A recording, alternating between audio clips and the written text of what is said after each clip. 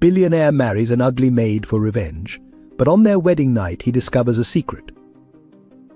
The soft hum of the morning breeze whispered through the Phoenix cemetery as Patrick Wood stood frozen, his polished shoes rooted to the gravel path. 20 feet ahead, a young woman knelt before Cynthia's grave, carefully arranging a bouquet of white daisies. His daily ritual of visiting his wife's resting place, a routine maintained for 22 years, had never been interrupted until now. "Mama, are these flowers pretty enough?" A small boy's voice pierced the silence, his dark curls bouncing as he crouched beside the woman. The child couldn't have been more than 4, yet something about his innocent question made Patrick's chest tighten. The woman, slim, with dark hair cascading down her back, reached out to smooth the boy's curls. "They're perfect, Michael. Just perfect." Her voice carried a hint of exhaustion, but there was an undercurrent of determination that Patrick found oddly familiar.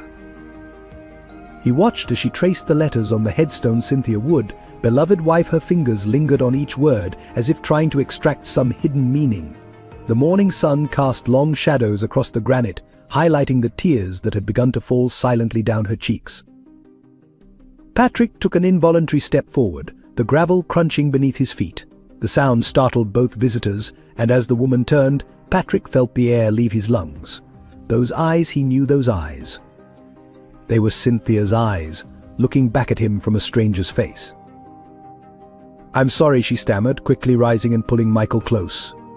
"I didn't mean to intrude. Her voice trailed off as she noticed the fresh bouquet of lilies and lavender in Patrick's hand, Cynthia's favorites. "You're him, aren't you?" she whispered. "Mr. Wood, I've been trying to find." But before she could finish, Michael broke free from her grasp and ran toward Patrick, his small face bright with curiosity. "Why do you bring flowers too? Did you know the lady in the picture?" The question hung in the air like morning mist, heavy with unspoken implications. Patrick looked from the boy to the woman, then to the photograph on the headstone, Cynthia's smiling face, forever frozen in time. The bouquet in his hand suddenly felt like it weighed 1,000 pounds. "Michael, come back here," the woman called, her voice trembling. But as she reached for her son, a piece of paper slipped from her pocket, landing face up on the grave. It was a birth certificate, yellowed with age, with the name Cynthia Wood clearly visible. The pristine marble floors of the Phoenix mansion echoed with emptiness as Patrick Wood's footsteps reverberated through the vast space. The morning light filtered through floor-to-ceiling windows, casting long shadows across the immaculate furniture that hadn't been moved in years. Every surface gleamed with an almost surgical precision, a testament to the housekeepers who maintained the space that Patrick rarely occupied. At 62, Patrick had built his life around routine and solitude. The successful real estate developer had amassed considerable wealth, but his mansion stood as a monument to loss rather than achievement. Family photos were conspicuously absent from the walls, replaced by abstract art that matched the cold, modern decor. The only personal touch was a small silver frame on his desk, Cynthia's smile captured in their last summer together, 22 years ago.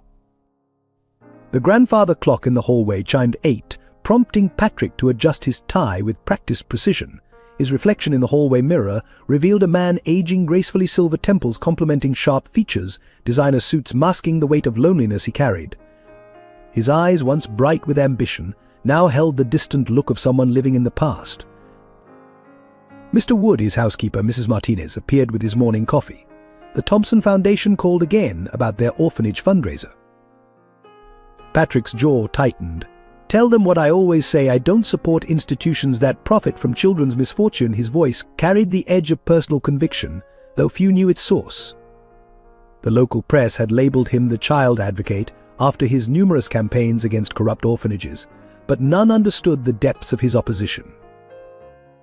Mrs. Martinez hesitated, then added softly, "They mentioned that without funding, 30 children might be displaced by winter. Then they should find proper homes, not warehouses," Patrick replied, turning away to end the conversation. The housekeeper's footsteps faded, leaving him alone with memories he couldn't shake. His morning routine continued with mechanical precision, coffee on the terrace, newspaper untouched beside him, watching neighboring families begin their day. Children's laughter drifted over pristinely maintained hedges. a sound that once filled his own home in dreams never realized. Patrick and Cynthia had planned for a family, but fate had other ideas. Or so he believed. In his home office, Patrick's laptop displayed the latest acquisition proposals for his real estate empire. Phoenix Properties, under his leadership, had become synonymous with luxury development. Yet his greatest project remained personal, a network of private investigators maintaining constant surveillance on orphanages across Arizona. Every report of misconduct, every whisper of abuse fueled his mission to shut them down. The morning's newspaper headline caught his eye: "Local orphanage faces closure after Wood investigation." The article detailed his latest victory, exposing financial misconduct at St. Mary's Home for Children. But instead of satisfaction, he felt the familiar hollow ache. Another institution closed, another step in his private war, yet the victory tasted bitter. His phone buzzed with messages from board members and society friends, all seeking his presence at charity galas and social functions. Patrick ignored them all. His social calendar remained deliberately empty, save for one daily appointment visiting Cynthia's grave at sunset. The only variation in 22 years had been the colors of flowers he brought, always her favorites, lilies and lavender. The mansion's silence was interrupted by the distant sound of construction, another luxury development rising under his company's direction. Patrick stood at the window, watching workers lay the foundation of what would become Phoenix's newest high-rise. Building things was easier than fixing them, creating easier than healing. He'd learned that lesson the hard way. In his private study, a wall of files documented his crusade against the orphanage system. Each folder contained stories of neglect, abuse, and corruption. But beneath them all lay a personal file. He rarely opened newspaper clippings from 22 years ago, when Cynthia's car had veered off Mountain Pass Road. The official report called it an accident. Patrick had never quite believed that. Lunch arrived precisely at noon, served on fine china that made every meal feel like a formal occasion. Patrick ate mechanically, barely tasting the expertly prepared food. His gaze drifted to the empty chairs surrounding his massive dining table. Chairs that should have held family, laughter, life. Instead, they sat as silent witnesses to his solitude. The afternoon sun cast warm light through the study's windows as Patrick reviewed charitable donations, all carefully selected to support children's causes, none involving orphanages. His personal fortune had grown substantially, yet he lived modestly, channeling resources into his private mission. The press called him philanthropic. He considered it penance for failures he couldn't name. As evening approached, Patrick prepared for his daily visit to the cemetery. His driver, James, knew the route by heart, the same paths, the same turns, leading to the same quiet corner where Cynthia rested. The routine had become a ritual, a way of holding on to something that had slipped through his fingers 2 decades ago. "The usual stop for flowers?" Sir James asked, though he already knew the answer. "Yes," Patrick replied, his voice carrying the weight of years of identical exchanges. The florist on 5th Street kept fresh lilies and lavender ready each evening. Another small piece of his carefully constructed routine. The sun began its descent as Patrick's car wound through Phoenix's streets. From his window, he watched families heading home, children with backpacks, couples walking hand in hand. All the simple moments of connection he'd walled himself away from, building his fortress of wealth and influence instead. Tomorrow would bring more acquisitions, more investigations, more carefully maintained distance from the world. But tonight, as the car approached the cemetery gates, Patrick couldn't shake the image of the woman he'd seen that morning, the one with Cynthia's eyes. For the first time in 22 years, his routine felt fragile, like a thread about to snap. Gloria Parker's small apartment kitchen was bathed in pre-dawn light as she counted coins on the worn Formica countertop. Each quarter, dime and nickel represented another piece of her dwindling hope. The electricity bill lay unopened beside her, its red final notice stamp visible through the thin envelope. Mama Michael's sleepy voice drew her attention. Her 4-year-old son stood in the doorway, clutching his beloved stuffed elephant, dark curls tousled from sleep. "Is it breakfast time?" Soon, baby Gloria smiled, quickly sweeping the coins into her purse. At 28, she carried herself with a quiet dignity that belied her circumstances. Her dark hair was neatly pulled back, her waitress uniform pressed despite its age, every detail carefully maintained to hide their struggle from Michael's young eyes. The walls of their modest two-room apartment told their story in silent details. Michael's artwork displayed with pride, a collection of library books instead of toys, and a single photograph of Gloria holding newborn Michael in the hospital. There were no family photos, no generations of memories.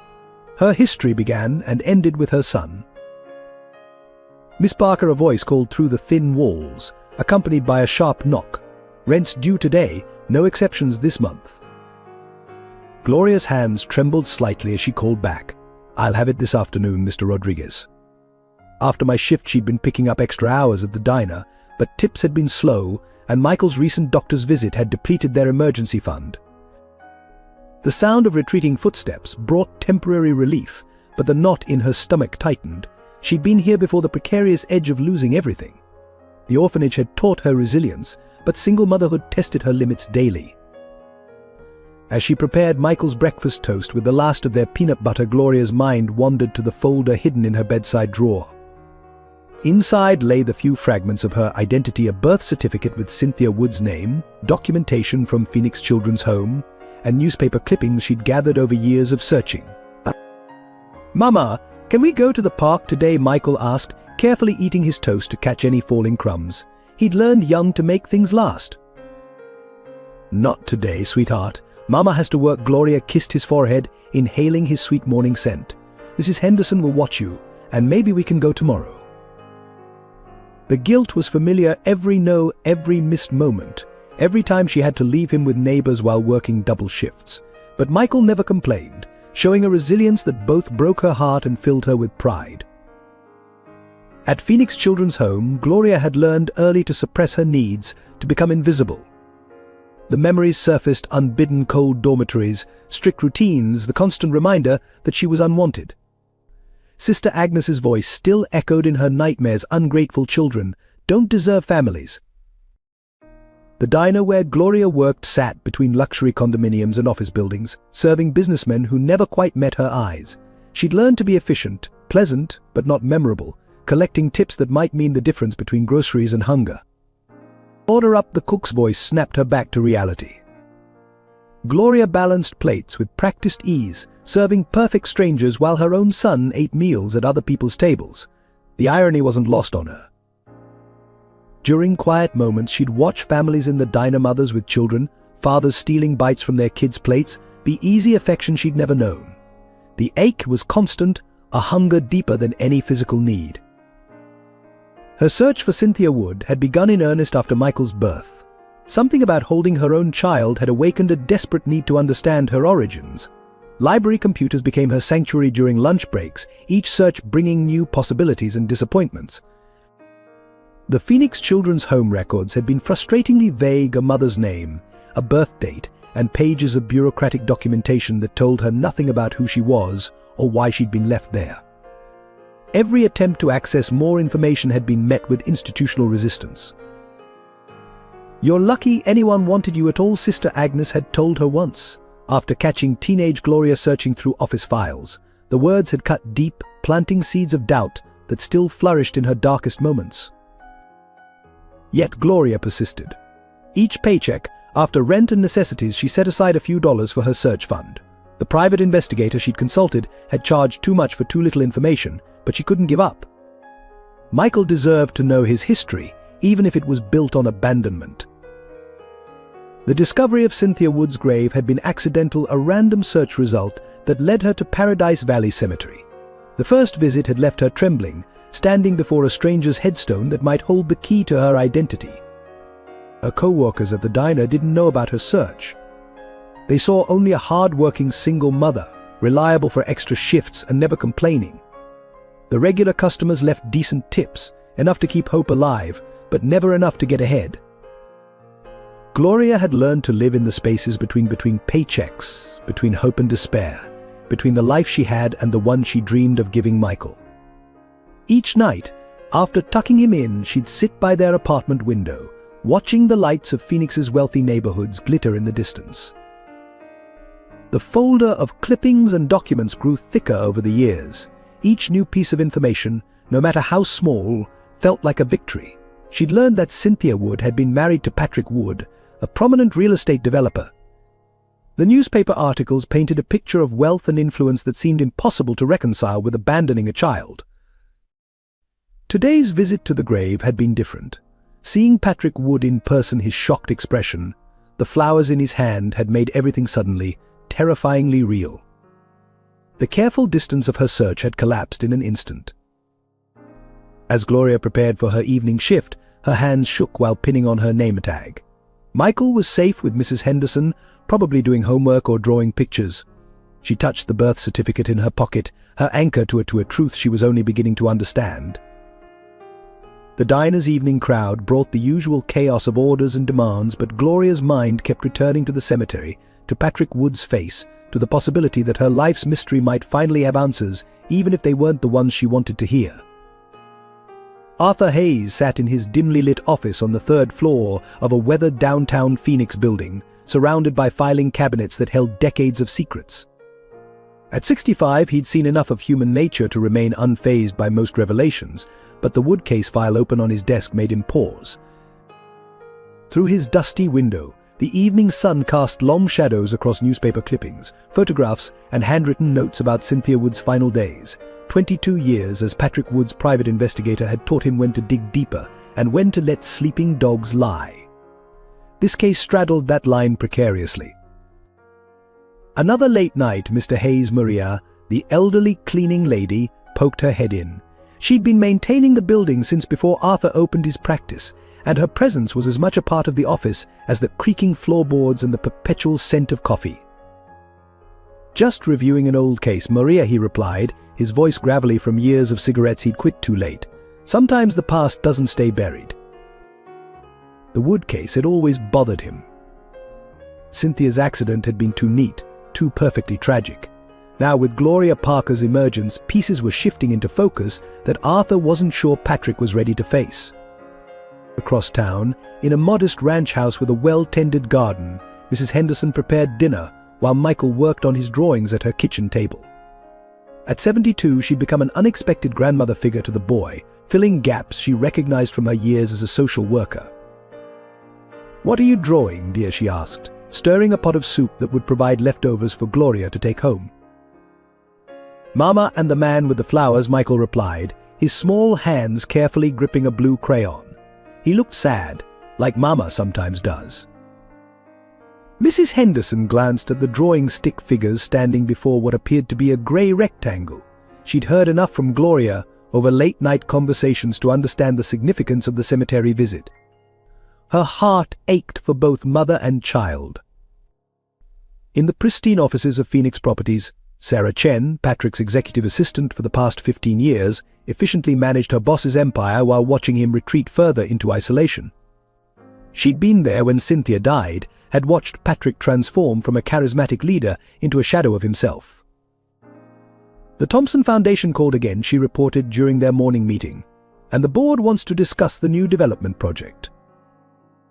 Patrick barely looked up from his documents, but Sarah noticed his hands tighten almost imperceptibly at the mention of the foundation. She'd learned to read these subtle signs, to anticipate his needs and moods, to protect him from a world he seemed determined to shut out. At Paradise Valley Cemetery, groundskeeper Tom Wilson tended the paths around Cynthia's grave with special care. For 22 years he'd watched Patrick's daily visits, maintaining a respectful distance while keeping the area immaculate. The recent appearance of the young woman and child had sparked his curiosity, but years of working among the dead had taught him discretion. "The flowers are fresh again," he remarked to his apprentice, Jason. "Mr. Wood never misses a day." Mason Parker's presence lingered only in old photographs and faded documents. His death in a car accident the day after Cynthia's had been relegated to a small newspaper article, overshadowed by the prominent coverage of Mrs. Wood's passing.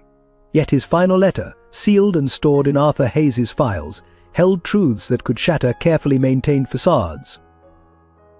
The ghost of Sister Agnes still walked the halls of Phoenix Children's Home, though she'd been dead for 5 years. Her strict policies and harsh methods had shaped Gloria's childhood, leaving scars that time hadn't fully healed. Current staff spoke of her in whispers, some defending her discipline, others acknowledging the damage done. Back at the diner, regular customer James Morrison, a retired judge, watched Gloria work with grandfatherly concern. He'd seen enough cases involving orphans to recognize the signs of institutional upbringing: the hypervigilance, the careful politeness, the underlying fear of rejection. "She's a good worker," he commented to the owner, Dave Santos. "Reminds me of cases I used to see: children who grew up too fast." Dave nodded, wiping down the counter. He'd hired Gloria despite her lack of experience, recognizing something in her determination that reminded him of his own mother's struggles. Over the years, he'd quietly adjusted her schedule to accommodate Michael's needs, though he'd never openly acknowledged such softness. In the affluent circles of Paradise Valley, Patrick's neighbors maintained a careful distance. They'd watched his descent into isolation after Cynthia's death, observed his systematic withdrawal from social obligations. Caroline Whitman, who'd known Cynthia from charity committees, sometimes caught glimpses of Patrick through his garden gates. He was different when she was alive, she told her husband over dinner. They both were happier, more engaged. Something broke in him when she died. The ghosts of what might have been haunted the edges of their lives: Cynthia's unfinished plans for a children's foundation, Mason's unrealized dreams of fatherhood, Gloria's childhood longing for family, Patrick's carefully buried hopes for legacy. In his private office, Arthur Hayes studied old surveillance photos from the months before Cynthia's death. Her secret meetings with Mason, the visits to lawyers, the careful withdrawals from private accounts, all pointing to a woman preparing for something drastic. The weight of these secrets had aged him, knowing when they finally emerged, the impact would ripple through countless lives. Mrs. Martinez continued her quiet maintenance of Patrick's mansion, dusting photographs he never looked at, preserving spaces he rarely entered. She'd worked for the Woods before Cynthia's death, remembered the sound of laughter in halls that now echoed only with silence. Michael's influence had begun to spread beyond his immediate circle. His teachers noticed his unusual empathy, his ability to connect with other children from difficult backgrounds. Mrs. Henderson's neighbors grew accustomed to his presence, his innocent questions and uninhibited joy providing a counterpoint to adult concerns. These supporting players orbited the central drama, each holding pieces of a puzzle they couldn't fully see. Their individual stories and perspectives would soon interweave with the main narrative, creating a tapestry of connection and consequence that none of them could have anticipated.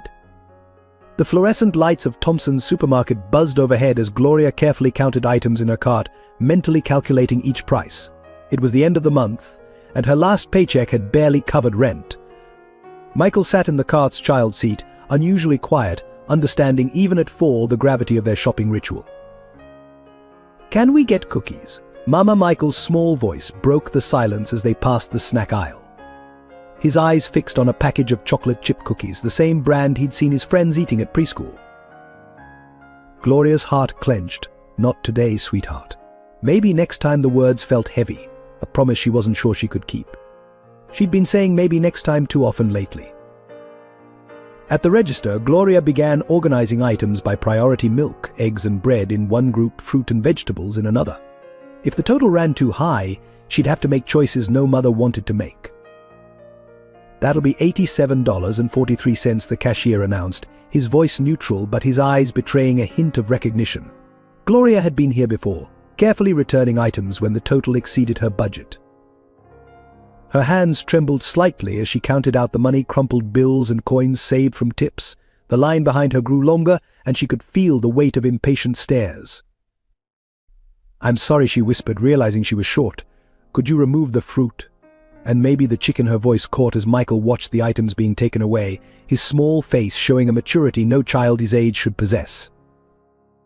Patrick Wood stood 3 customers back, observing the scene with growing discomfort.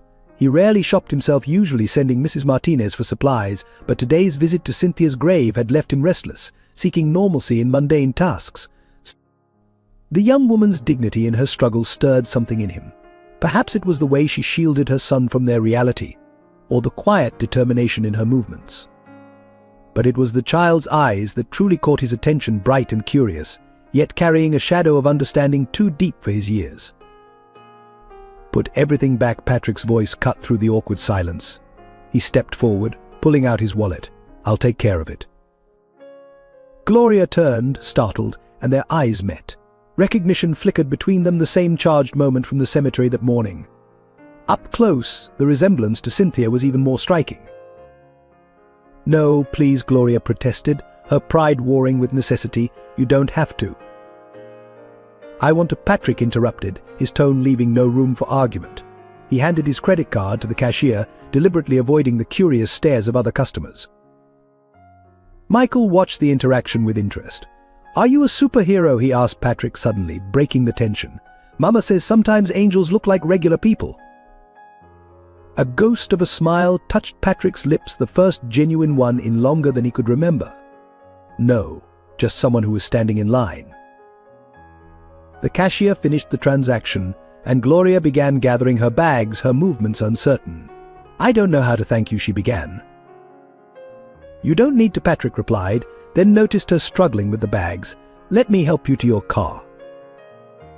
"WE," walked, Gloria admitted, adjusting Michael in her arms while trying to manage the groceries. Patrick's decision was immediate, though it surprised even him. "I'll drive you home." Seeing her hesitation, he added, "Please. It's getting dark." The drive to Gloria's apartment complex was filled with Michael's chatter, his innocent observations about Patrick's fancy car and questions about everything he saw.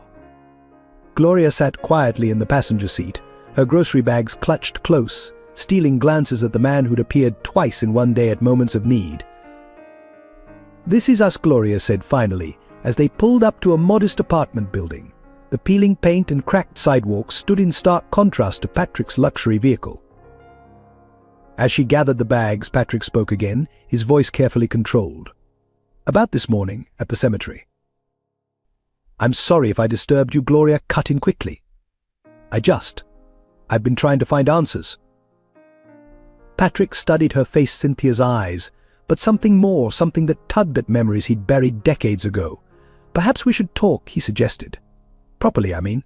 Over coffee." Gloria hesitated, then nodded. "I'd like that." She wrote her number on a receipt, her handwriting neat despite her trembling fingers. Michael waved enthusiastically as they walked away. "Bye, Mr. Angel. Thank you for the cookies." Patrick watched them disappear into the building, the weight of the day's encounters settling over him. He pulled out his phone and dialed a familiar number. "Arthur? I need you to look into something for me. It's about Cynthia." As he drove home, Patrick's carefully ordered world felt off balance. The girl at the cemetery, the struggling young mother at the supermarket, and the child with unfamiliar yet striking features, they were all the same person, and somehow connected to Cynthia.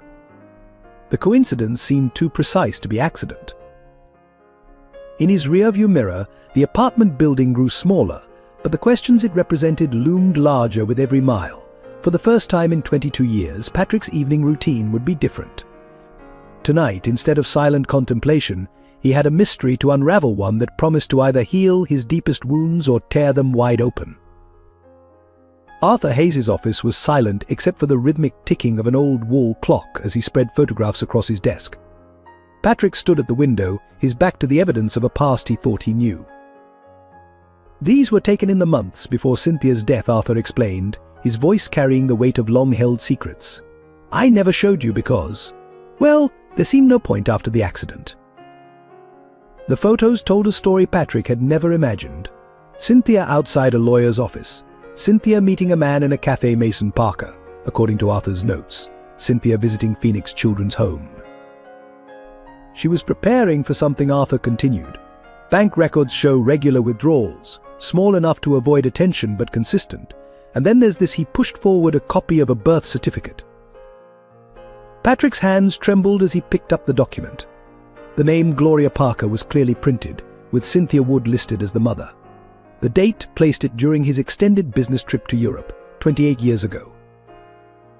"I need everything," Patrick said, his voice tight with controlled emotion. "Every detail, every meeting, every paper trail, no matter what it reveals." Arthur nodded gravely. "You should know Mason Parker died the day after Cynthia. Another car accident, on his way to the hospital after hearing about her crash." The coincidence hung heavy in the air. Patrick sank into a chair, the weight of implications pressing down on him. 2 accidents in 2 days, both involving people with connections to a child I never knew existed. "There's more." Arthur pulled out another file. "The Thompson Foundation?" The orphanage charity you've been fighting? Cynthia was secretly donating to them, specifically to Phoenix Children's Home. Patrick's world tilted on its axis. His crusade against orphanages, his bitter opposition to the Thompson Foundation, had he been fighting against his wife's legacy all along? Days turned into weeks as Arthur dug deeper. Each new discovery painted a more complex picture of Cynthia's final months. Bank statements revealed a pattern of withdrawals. Phone records showed calls to adoption agencies. Library records listed books on child psychology and family reconciliation. Meanwhile, Patrick watched Gloria from a distance. He hired additional investigators to ensure her safety, learning about her struggles as a single mother, her dedication to her son, her tireless search for her origins. She works double shifts at the diner, an investigator reported. The boy stays with a neighbor, Ellen Henderson, former social worker. Gloria's never been in trouble, pays her bills on time, even when it means going without. She's been looking for Cynthia for years. The investigation led to old newspaper archives. A small article caught Patrick's attention. Local man dies in mountain crash. Mason Parker's obituary mentioned no family, no children. Just another tragic accident that Phoenix had quickly forgotten. Sarah Chen, Patrick's assistant, noticed the changes in her boss. His usual precision remained, but there was a distraction in his manner, a preoccupation that showed in small ways: missed meetings, long silences, hours spent staring at old photographs. Mr. Wood, she ventured one morning, the board is asking about your interest in the Thompson Foundation property. They've noticed your shift in attitude. Patrick merely nodded, his mind elsewhere. On his desk lay a photograph he'd found in Cynthia's old things, a sonogram image he'd never seen before, dated during his time in Europe. Arthur's investigation uncovered more connections. Mason Parker had been more than just an old boyfriend, he'd been Cynthia's first love, before Patrick. They'd reconnected during Patrick's absence, a brief reunion that led to consequences neither had expected. There are letters, Arthur reported, placing a bundle tied with faded ribbon on Patrick's desk. Between Cynthia and Mason, they were found in his apartment after his death. The police filed them away with his personal effects. The letters revealed a story of guilt, love, and impossible choices. Mason had wanted to keep the baby. Cynthia, torn between two worlds, had chosen adoption, both decisions haunted by love for a child they gave away. The adoption records are sealed, Arthur explained, but I found something interesting. There were large donations made to Phoenix Children's Home around the time Gloria was left there. Anonymous, but the banking patterns matched Cynthia's. Patrick spent nights in his study, reconstructing the timeline. Cynthia's gradual withdrawal, her increased interest in children's charities, her mysterious appointments, all leading to that final drive on Mountain Pass Road. The investigation also revealed Gloria's life at the orphanage. Sister Agnes's strict regime, the emotional toll of institutional life, the resilience that had carried Gloria through to adulthood. Each detail added layers to a story Patrick was only beginning to understand. There's something else, Arthur said during one of their late-night meetings. The day before her death, Cynthia changed her will. The new version was never filed, lost in the aftermath of the accident, but my sources say it contained provisions for a child. Patrick stared at the growing pile of evidence on his desk. Photographs, letters, documents, pieces of a puzzle that revealed a woman he thought he knew, making choices he never understood, carrying secrets that ultimately led to her death.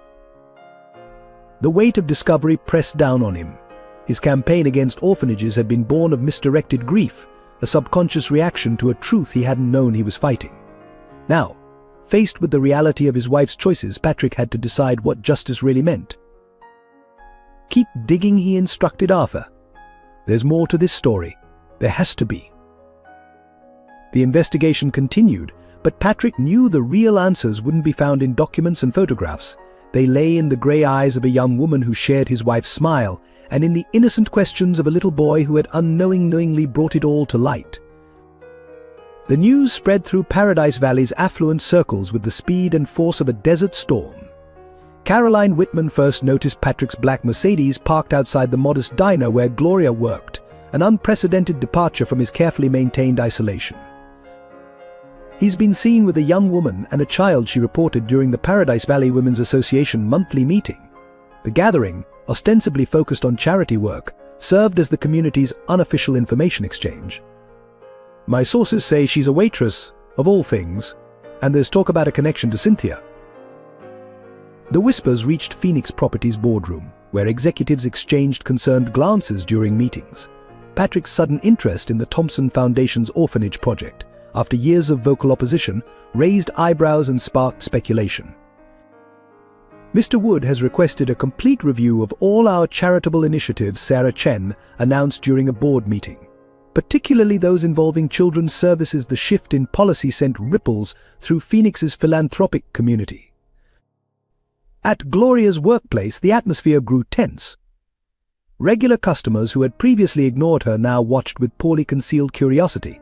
Some, recognizing her resemblance to old photos of Cynthia Wood, began leaving larger tips accompanied by probing questions. "Is it true Dave Santos, the diner owner, asked Gloria during a quiet moment, are you really Cynthia Wood's daughter?" His tone carried both concern and apprehension, aware that association with such a story could either benefit or damage his modest establishment. The reactions at Michael's preschool were more immediate and harsh. Parents who discovered his potential connection to the Wood family began treating him differently. Some withdrew their children from playing with him, while others suddenly showed excessive interest in playdates, hoping to forge connections with Patrick Wood's possible grandson. "Mama, why won't Tommy play with me anymore?" Michael asked one afternoon, his innocent question carrying the weight of adult prejudices. Gloria held him close, fighting back tears as she struggled to explain a situation she herself barely understood. Mrs. Henderson witnessed the community's transformation from her front porch. Neighbors who had previously ignored Gloria now stopped to chat, their casual questions thinly veiling their curiosity. Some offered help that had been notably absent during harder times. "Cultures," Mrs. Henderson muttered to herself, watching another neighbor drop off a casserole with an attached business card. Where were they when Gloria needed real help? The reaction at Phoenix Children's Home was particularly complex. The institution found itself under intense scrutiny as Patrick's investigators delved into historical records. Sister Agnes's successors struggled to balance cooperation with damage control. "We maintain the highest standards of confidentiality," the current director stated in a hastily called press conference. "Any allegations about past adoptions or procedures are purely speculative, but the nervous glances among staff told a different story." Local media caught wind of the situation, though they treaded carefully given Patrick Wood's influence. The Phoenix Herald ran a carefully worded article titled "Local Philanthropist Reconsiders Stance on Children's Charities," while smaller publications speculated more openly about the reasons behind Patrick's changed perspective. At Gloria's apartment complex, residents began treating her differently. The landlord, who had been pressing about late rent, suddenly became accommodating. Neighbors who had complained about Michael's occasional crying now smiled indulgently at his playful laughter. "It's like we've become different people overnight," Gloria confided to Mrs. Henderson, "but we're the same as we've always been. Just trying to get by, trying to find answers." The Paradise Valley Country Club, where Patrick held a long inactive membership, received its first visit from him in years. He arrived with Michael and Gloria for Sunday brunch, causing a ripple of whispers across the elegant dining room. "The resemblance to Cynthia is remarkable," members murmured behind menu cards. But what was Patrick thinking? Bringing them here, the club's old guard struggled to reconcile their memories of the graceful Cynthia with this young woman in her simple dress. At Phoenix Properties, employees noticed changes in their workplace culture. Patrick's hardline stance on various issues softened. He began asking questions about employees' families, implementing more generous parental leave policies, showing an interest in work-life balance that had been notably absent before. The religious community entered the discussion when Father Thomas, who had presided over Cynthia's funeral, made a pointed sermon about forgiveness and hidden truths. His words caused discomfort among congregants who remembered judging Cynthia's accident harshly. "Truth has a way of emerging," he declared, often through the eyes of a child. His gaze rested meaningfully on several prominent community members who had been most vocal in their speculation. The investigation's ripple effects reached the legal community. Judge Morrison, watching events unfold from his regular seat at the diner, recognized patterns from his years on the bench. "Communities resist change," he told Gloria one quiet morning. "They resist truth that challenges their comfortable narratives, but truth has a power of its own." Local charitable organizations found themselves reassessing their relationships with both Patrick Wood and the Thompson Foundation. Those who had previously aligned with Patrick's anti-orphanage stance scrambled to adjust their positions, while others seized the opportunity to propose new initiatives. The reaction within Patrick's social circle was particularly sharp. Old friends who had supported his isolation after Cynthia's death now found themselves faced with uncomfortable questions about their own roles in maintaining his withdrawal from life. The community's response crystallized the challenges ahead. Every smile, every whisper, every sudden offer of friendship carried the weight of 28 years of secrets and assumptions. The truth was emerging, but its path forward would require navigating a complex web of social expectations and ingrained prejudices. The pristine laboratory envelope sat unopened on Patrick's mahogany desk, its crisp white surface reflecting the morning light. His fingers traced the embossed letterhead of Phoenix Medical Laboratories, the weight of potential revelations making the simple act of opening it feel momentous. Sarah Chen had delivered it personally, recognizing its significance from the confidential markings. The lab called twice to confirm receipt she'd mentioned before quietly withdrawing, leaving Patrick alone with the truth he'd both sought and dreaded. The genetic testing process had been handled with utmost discretion. A respected laboratory, binding confidentiality agreements, and carefully collected samples Patrick had ensured every detail was managed professionally. But Gloria had agreed to the testing with quiet dignity, her hands steady as she signed the necessary forms. Probability of biological relationship 99.99%. The words, printed in stark black against white, confirmed what Patrick's heart had already begun to accept. Gloria Parker was, without doubt, Cynthia's daughter. The scientific validation of this truth sent tremors through his carefully constructed world. Patrick reached for his phone, then hesitated. How does one convey such life-altering information? The clinical precision of DNA percentages seemed inadequate for the emotional magnitude of the moment. He thought of Gloria, probably serving coffee at the diner, unaware that scientific proof of her origins now existed in black and white. Arthur Hayes arrived within the hour, his weathered face showing concern as he reviewed the results. This changes everything, he stated, spreading out his latest findings alongside the laboratory report. We need to consider the implications, especially regarding Cynthia's estate. The legal ramifications were substantial. As Cynthia's biological daughter, Gloria had potential claims to inheritance, property rights and family trusts. The corporate implications for Phoenix Properties loomed equally large. A previously unknown heir could affect shareholder confidence and business stability. Patrick dismissed these concerns with an uncharacteristic wave of his hand. The legal issues are secondary, he declared, surprising both himself and Arthur. I need to understand why. Why the secrets? Why the separation? Why did two people die to keep this hidden? The afternoon sun cast long shadows across the office as Patrick and Arthur reconstructed the timeline. The DNA results provided a keystone, allowing other pieces to lock into place. Dates aligned with Patrick's European business trip, Mason's reappearance in Cynthia's life, and the subsequent chain of events leading to tragedy. There's something else, Arthur said gravely, producing a sealed envelope from his briefcase. This was found in Mason Parker's personal effects. It's addressed to you, dated the day of his accident. Patrick accepted the envelope with trembling hands. The paper had yellowed slightly with age, but Mason's handwriting remained clear and urgent. Patrick. By the time you read this, I'll likely be gone. The truth about Gloria deserves to be known. Cynthia's accident wasn't an accident at all. She couldn't bear the guilt of our choices, the weight of separation. Your family's pressure, their threats to destroy both our reputations, drove her to desperation. I'm following her into darkness, but Gloria deserves light. Find her. Protect her. Give her what we couldn't. Mason. The letter dropped from Patrick's fingers, floating to the desk like a fallen leaf. The implications of Mason's words struck him with physical force. His family, the Woods' well-maintained facade of propriety, had played a role in this tragedy. I've confirmed certain elements, Arthur added quietly. Your father's private investigators were tracking both Cynthia and Mason in those final weeks. There were phone calls, meetings, implied threats about scandal and inheritance. Patrick's mind raced through memories of his father's unusual interest in Cynthia's accident, the family's swift actions to handle all arrangements, their increased control over his life in the aftermath of her death.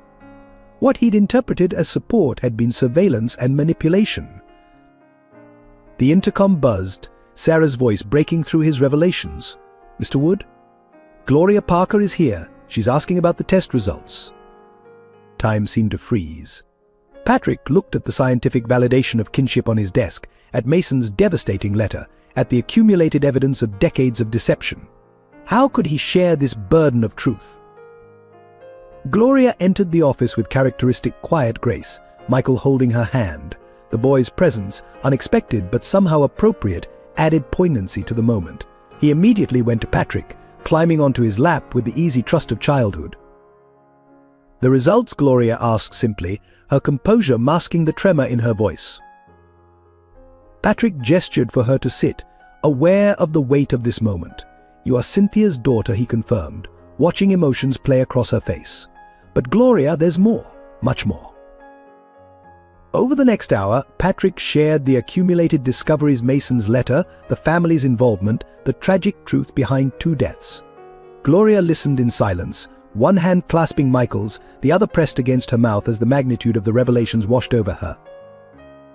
"They killed them," she whispered finally. "Your family's actions drove them to their deaths. All to avoid scandal, to protect reputation." Patrick nodded heavily. The Woods' precious legacy.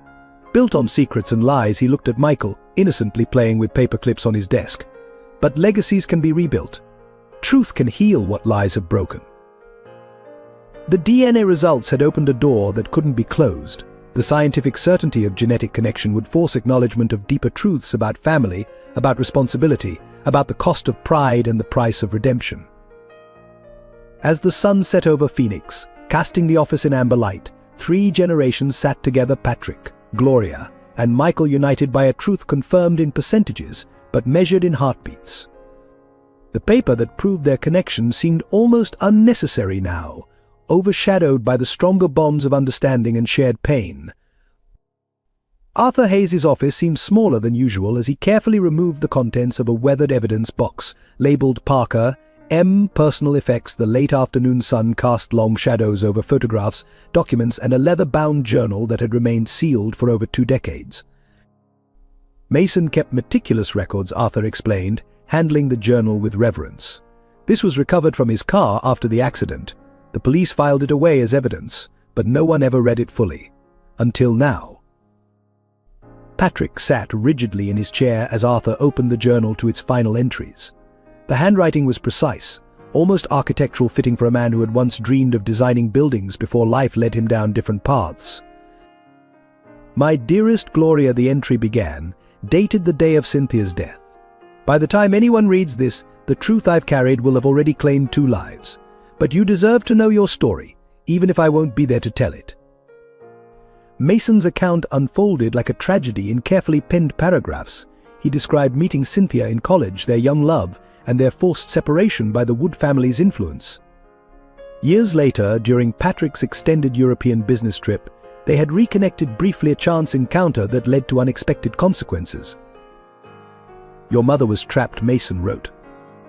The Woods had crafted her entire existence, molded her into their ideal of perfection. When she discovered her pregnancy, they presented her with an impossible choice: give up the child quietly or face complete isolation, not just her ruin, but the destruction of everyone she loved. The journal detailed clandestine meetings, desperate plans for escape, and ultimately, the heart-wrenching decision to place Gloria in the orphanage. Cynthia had chosen Phoenix Children's Home specifically because Sister Agnes, despite her harsh reputation, was known for her discretion. The Woods orchestrated everything. Mason's words continued, and their investigators followed out every move. They intercepted letters, monitored phone calls, even manipulated hospital records. Your mother tried to leave you money, Gloria's secret accounts that would give you a future, but they found those too. Patrick's hands clenched as he read about his family's systematic destruction of every path Cynthia tried to create for her daughter. The Woods' influence had reached into every corner of Phoenix, ensuring their secret remained buried. The day before her death, Cynthia called me, Mason wrote. She had decided to tell Patrick everything. She couldn't bear the weight of separation any longer. She had prepared documents, gathered evidence, even written a new will, but she never made it to their meeting. The next pages contain detailed evidence photographs of surveillance teams, copies of intercepted letters, records of bank transactions. Mason had assembled a comprehensive case against the Wood family's manipulation. I followed her that night, the journal continued. I watched her car leave the city, heading for Mountain Pass Road. I saw the black sedan that followed her. When her car went over the edge, I knew. The Woods had silenced her permanently rather than risk their reputation. Patrick stood abruptly, pacing the office. My father, he said hoarsely. He told me he'd handled all the accident investigations, said he wanted to spare me the details in my grief. Arthur nodded grimly. Mason's evidence suggests your father's security team was involved. They made it look like break failure, tragic but not suspicious. The final pages of the journal revealed Mason's desperate attempt to preserve the truth.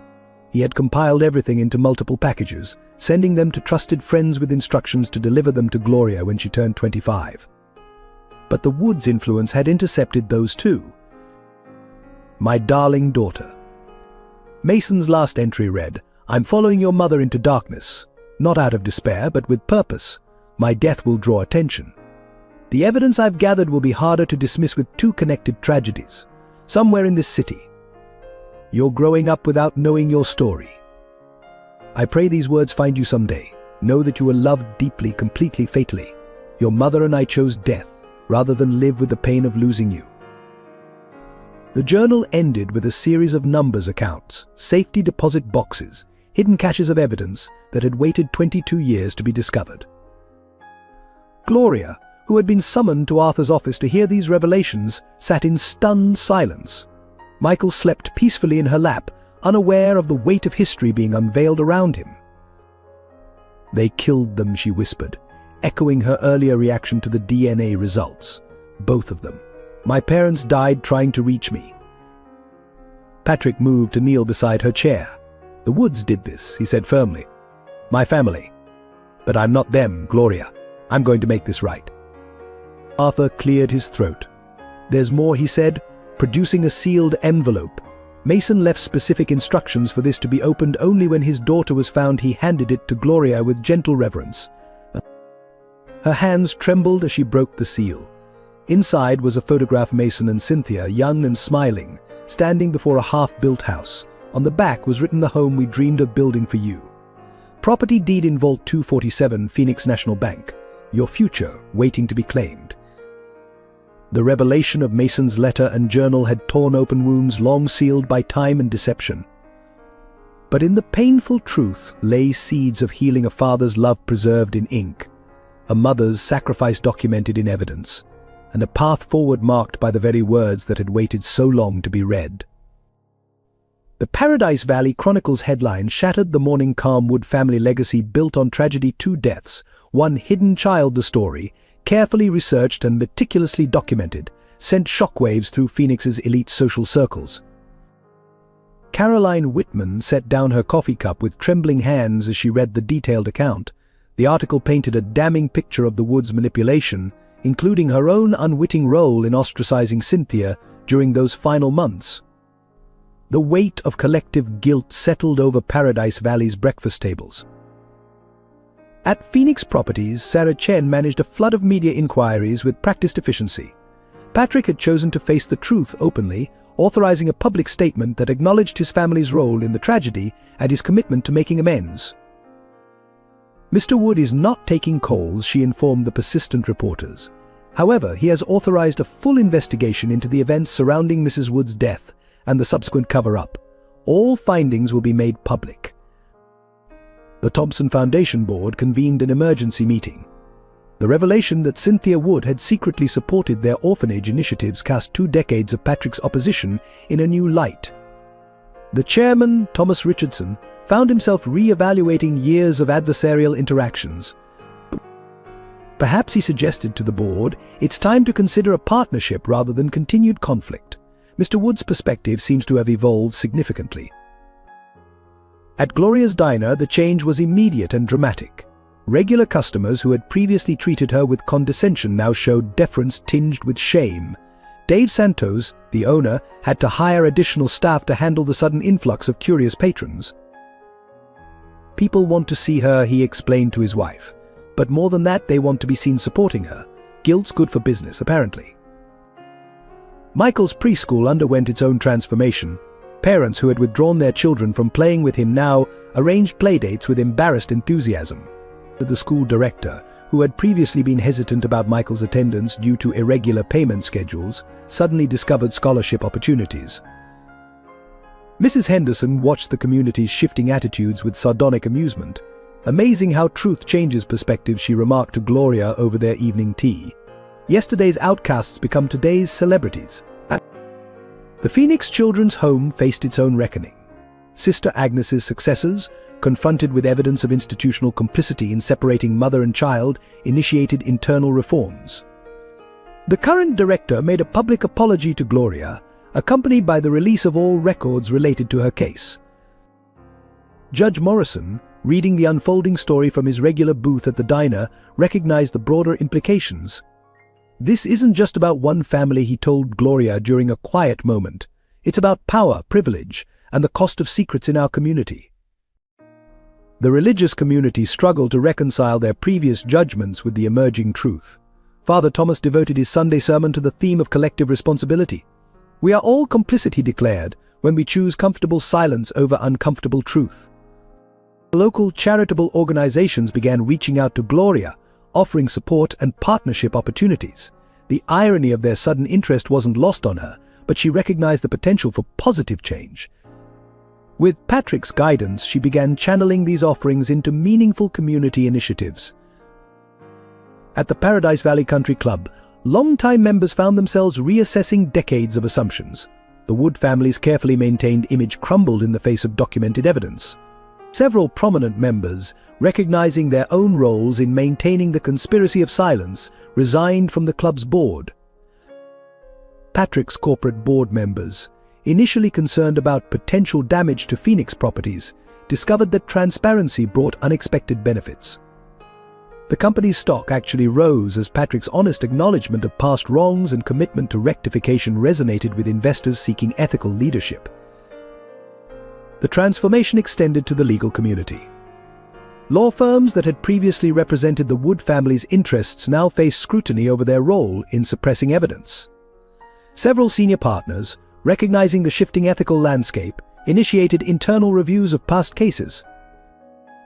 Gloria observed these changes with a mixture of appreciation and wariness. The same people who ignored Michael's needs now want to establish scholarship funds in his name, she confided to Patrick. It feels opportunistic, Patrick suggested, understanding her hesitation. Perhaps, but maybe we can channel this sentiment into genuine change.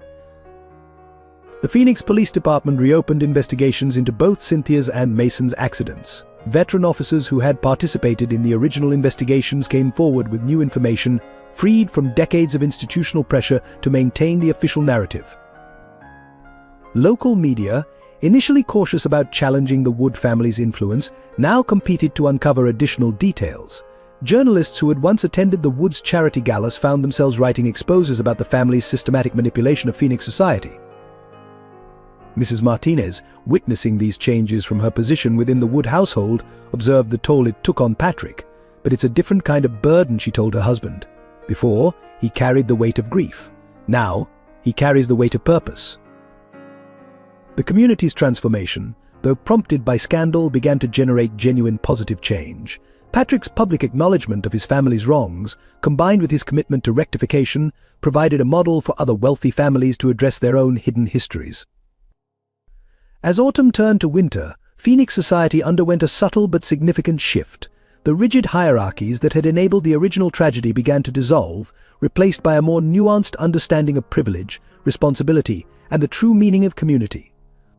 The transformation of Patrick Wood's mansion began subtly, with small changes that signaled deeper shifts.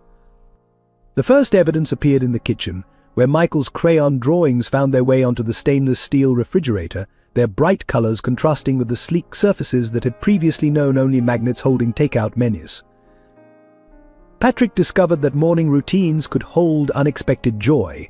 Instead of silent contemplation over untouched newspapers, he found himself helping Michael with breakfast, learning the proper way to cut pancakes into airplane shapes, while Gloria prepared for her morning shift at the diner.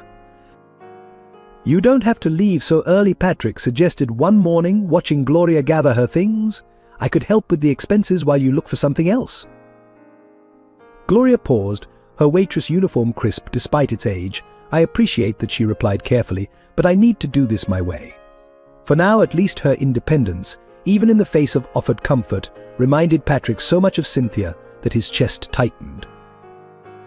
The mansion's formal dining room, unused for decades, gradually transformed into a space for family dinners.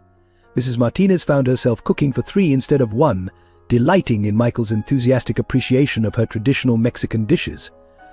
The ancient table, previously witness only to business meetings, now held homework sessions and impromptu art projects.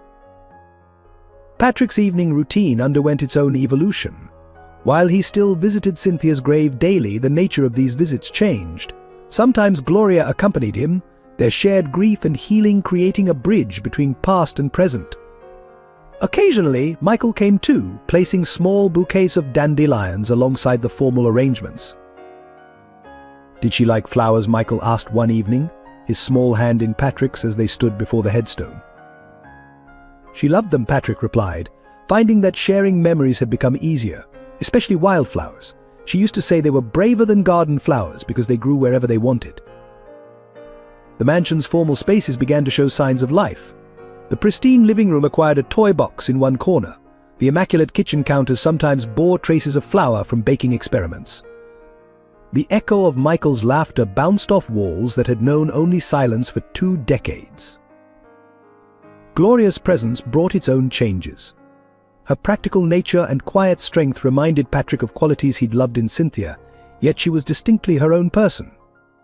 She approached the mansion's grandeur with neither awe nor resentment, treating it simply as a space that needed to become a home.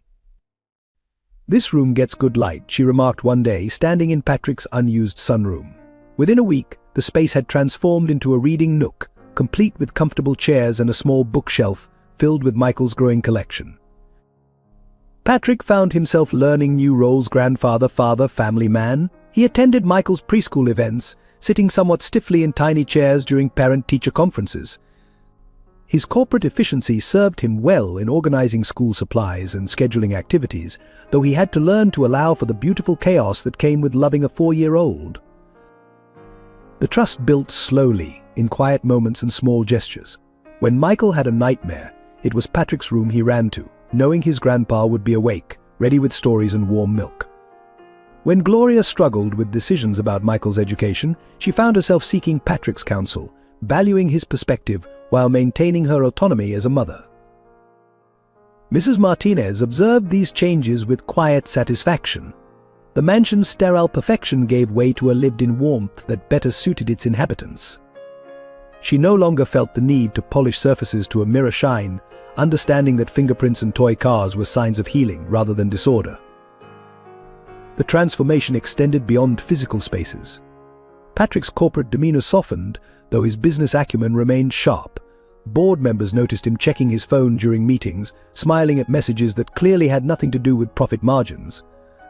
His assistant Sarah found herself scheduling around school plays and parent-teacher conferences rather than just business dinners. Gloria's influence appeared in unexpected ways. Her practical experience with budgeting and resourcefulness challenged Patrick's assumptions about wealth and value. She taught him that love could be expressed through coupon clipping as much as through grand gestures, that security meant more than financial stability. The trust between them deepened through shared challenges. When Michael caught the flu, both Gloria and Patrick spent sleepless nights by his bedside. When Gloria faced discrimination at work, Patrick learned to support without overshadowing, to offer resources while respecting her independence. Their evening routine evolved into a comfortable rhythm. After Michael's bedtime, Patrick and Gloria often sat in the kitchen, sharing tea and conversation. These quiet moments allowed them to navigate their complex relationship, to acknowledge the shadows of the past while building something new. Sometimes Gloria admitted during one such evening, "I see her in the mirror. Not just her features, but expressions I couldn't have learned from her. It's strange, having memories in my blood that my mind doesn't know." Patrick nodded, understanding the weight of genetic memory. "She would have loved you," he said simply. "Both of you. She would have been proud of the mother you've become." The mansion, once a mausoleum to lost dreams, gradually transformed into a sanctuary for new ones. The formal gardens now included a small vegetable patch where Michael learned about growing things. The imposing security gates welcomed a steady stream of playdates and family visits. Trust built between them, not in dramatic moments but in daily choices. In Patrick learning to knock before entering rooms, respecting Gloria's privacy. In Gloria gradually accepting help with Michael's expenses, understanding it came from love rather than obligation. In Michael's unquestioning acceptance of them both, his natural ability to bridge the gaps between past and present. Despite the growing bonds within their unconventional family, challenges emerged that tested their newfound relationships. The first appeared at Gloria's workplace, where her connection to the Wood family had transformed from whispered speculation to confirmed truth. Dave Santos called Gloria into his office one quiet afternoon, his expression uncommonly serious. "Some of our regular customers have complained he began awkwardly. They say you're different now, that you act above your station. Corporate clients are requesting different servers." Gloria stood perfectly still, her waitress uniform suddenly feeling like armor. "I serve exactly as I always have," she responded, her voice steady despite the tremor in her hands. Nothing has changed except their perception. The incident sparked a larger conversation at home. Patrick, upon hearing about it, immediately offered to help her find a more suitable position. "You don't need to work there anymore," he insisted. "I can make some calls." "That's exactly what they expect," Gloria countered, her chin lifting in a gesture Patrick recognized from Cynthia. "They think I'll abandon my responsibilities, forget where I came from, just because I found my family. I won't give them that satisfaction." Michael faced his own struggles at preschool. Children, echoing their parents' prejudices, alternated between excessive attention and cruel exclusion. One morning, he refused to get ready for school, his usual enthusiasm replaced by quiet tears. "Tommy said I'm not really rich because my mom's still a waitress," he confided to Patrick. He said real rich people don't work in diners. Patrick found himself navigating unfamiliar emotional territory, balancing his instinct to protect with the need to help Michael develop resilience. Worth isn't measured in money, he explained, drawing from painful memories of his own family's values. It's measured in how we treat others. The Paradise Valley social circle presented its own challenges. Caroline Whitman orchestrated a campaign of subtle exclusion, ensuring Gloria received invitations to charity events but seating her at peripheral tables. The message was clear: acknowledgement wouldn't equal acceptance. At a particularly tense foundation dinner, Gloria overheard whispers about hereditary grace and breeding showing through. Despite circumstances, she maintained her composure throughout the evening, but Patrick found her later in Cynthia's garden, tears finally falling. "They're not worth your tears," he said, sitting beside her on the marble bench. "I'm not crying for them," Gloria replied. "I'm crying for her. Did she face this too? This constant judgment, this need to prove herself worthy of the Wood name." Professional challenges mounted as Gloria's story became public knowledge. Job applications were mysteriously rejected. Interviews ended abruptly when her connection to the Woods emerged. The business community seemed determined to force her into dependency on Patrick's resources. Patrick faced his own set of difficulties. Board members questioned his judgment, suggesting his emotional involvement with Gloria and Michael might compromise his business acumen. Longtime associates began routing decisions around him, citing concerns about his changed priorities. The mansion staff struggled to adjust to their evolving roles.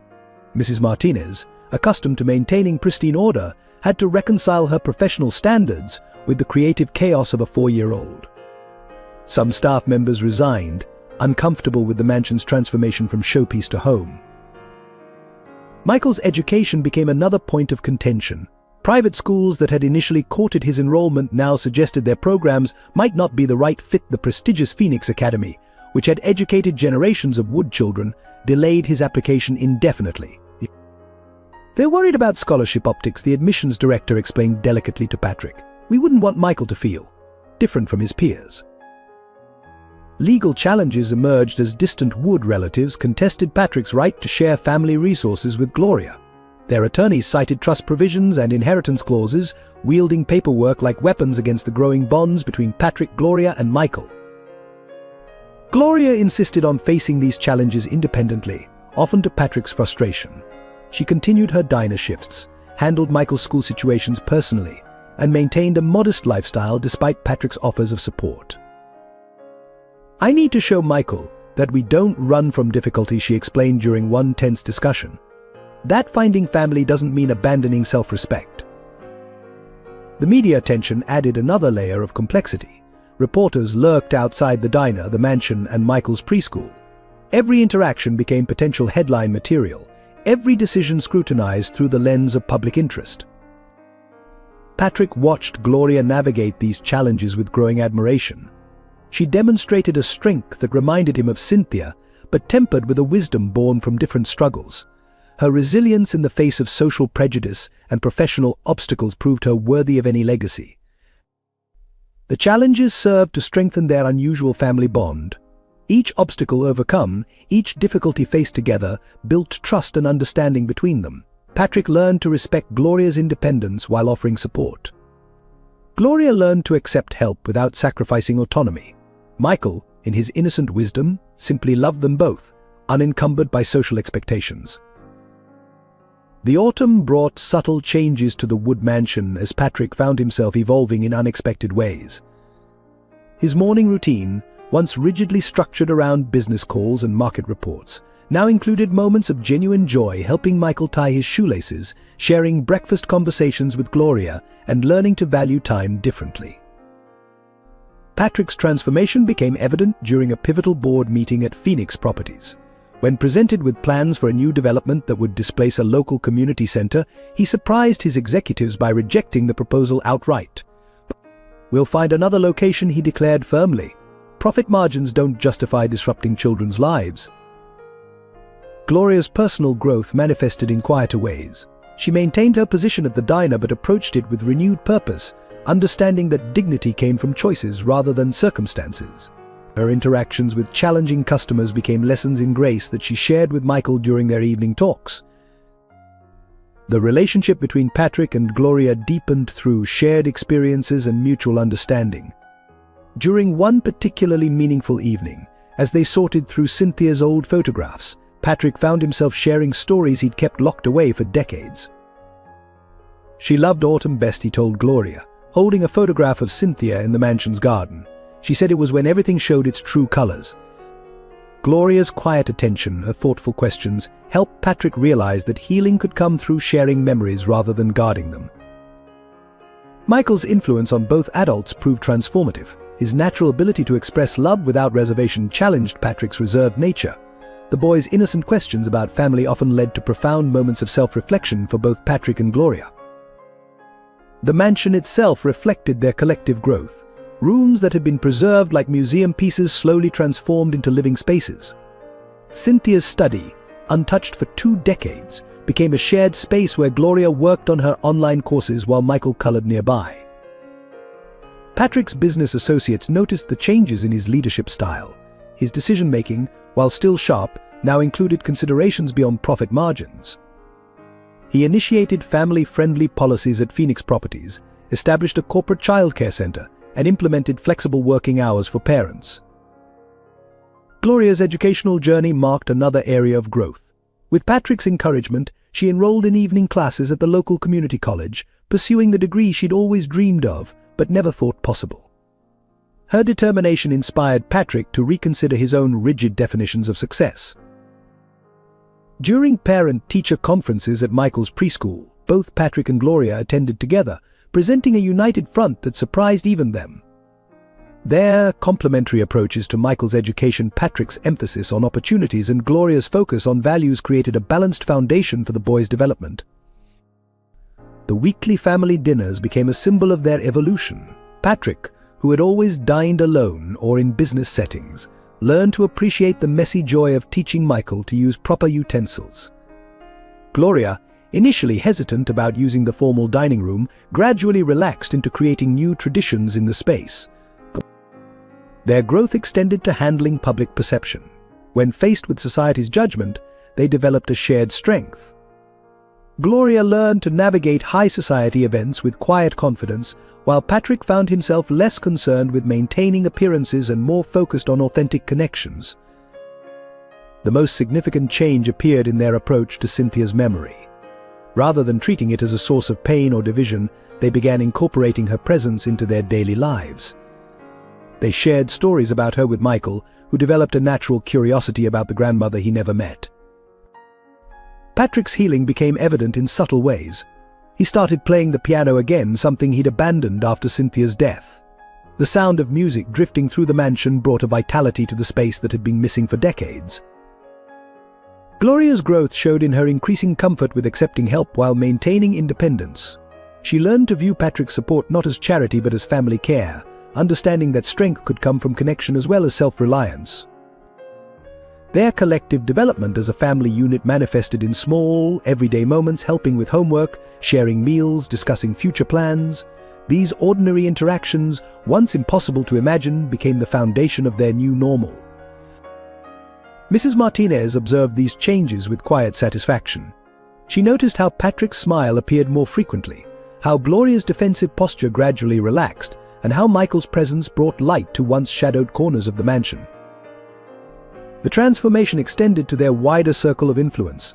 Patrick's modified approach to business and philanthropy inspired other corporate leaders to reconsider their priorities. Gloria's grace under pressure became a model for others facing similar challenges.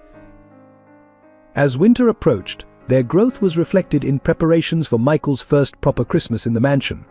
The formal decorations of previous years gave way to homemade ornaments and personal touches. Patrick found himself looking forward to the holidays for the first time in decades. Their individual journeys of growth intertwined to create a stronger whole. Patrick's wealth and influence combined with Gloria's compassion and resilience to forge a new kind of family legacy, one built on understanding rather than obligation, love rather than duty. The discovery came on a rain-soaked Tuesday morning as Patrick sorted through long-neglected files in Cynthia's private study.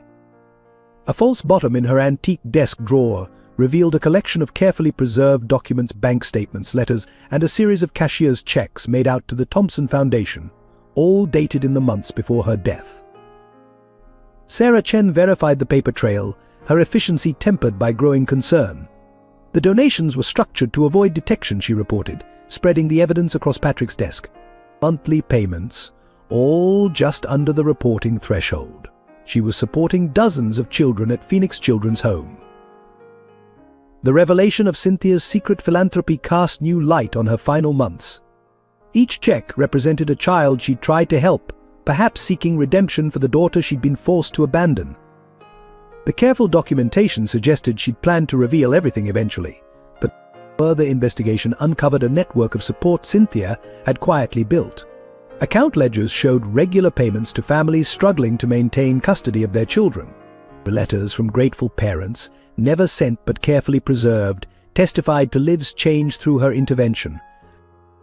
She was creating an underground support system, Arthur Hayes explained, reviewing the evidence, using Wood family resources to prevent other families from facing the same impossible choices she did. The most significant discovery emerged from a safety deposit box at Phoenix National Bank, untouched since Cynthia's death. Inside lay a manuscript, her personal account of the events leading to Gloria's birth and adoption, written in the weeks before her fatal accident. The manuscript began simply, "To my daughter, whom I never stopped loving, and to Patrick, who deserves to know the truth about the family he married." Into the pages that followed detailed a systematic campaign of manipulation and control by the Wood family patriarchs. Patrick read through the night, his hands trembling as Cynthia's words revealed the extent of his family's interference. They had monitored her movements, intercepted her communications, and isolated her from potential allies. Her pregnancy with Gloria had given them the leverage they needed for complete control.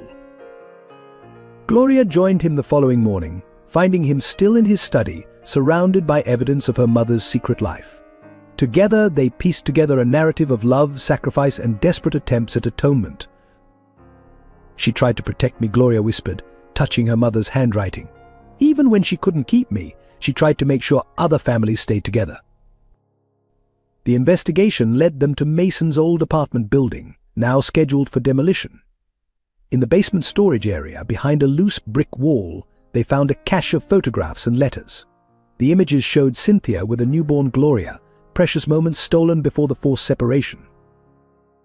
Mrs. Martinez contributed her own piece to the puzzle, finally sharing observations she'd kept to herself for decades. Mrs. Wood would sometimes stand in the nursery she'd prepared, she revealed.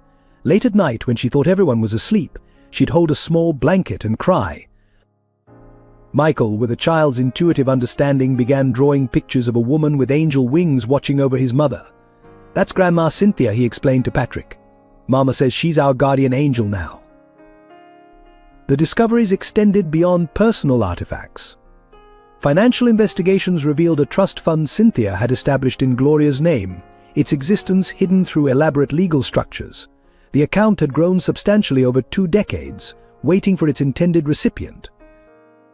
Patrick found architectural plans in Mason's old office files, designs for a family home that would never be built.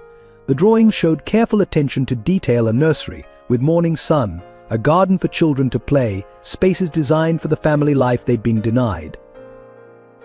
Among Cynthia's papers, they found draft letters to Patrick, never sent, attempting to explain everything.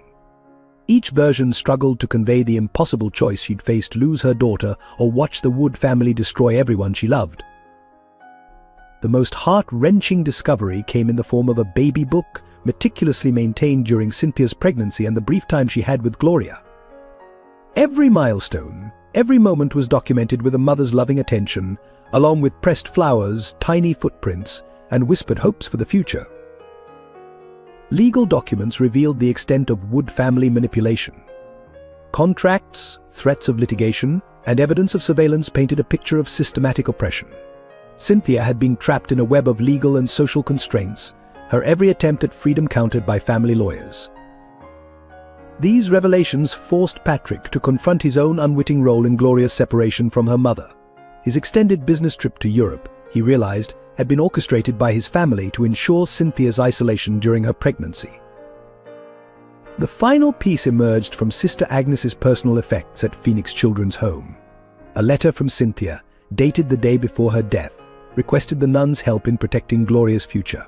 "When she's ready to know the truth," Cynthia had written, "make sure she understands that every day without her was a day without air." The first direct confrontation erupted during the Wood family's annual board meeting at Phoenix Properties.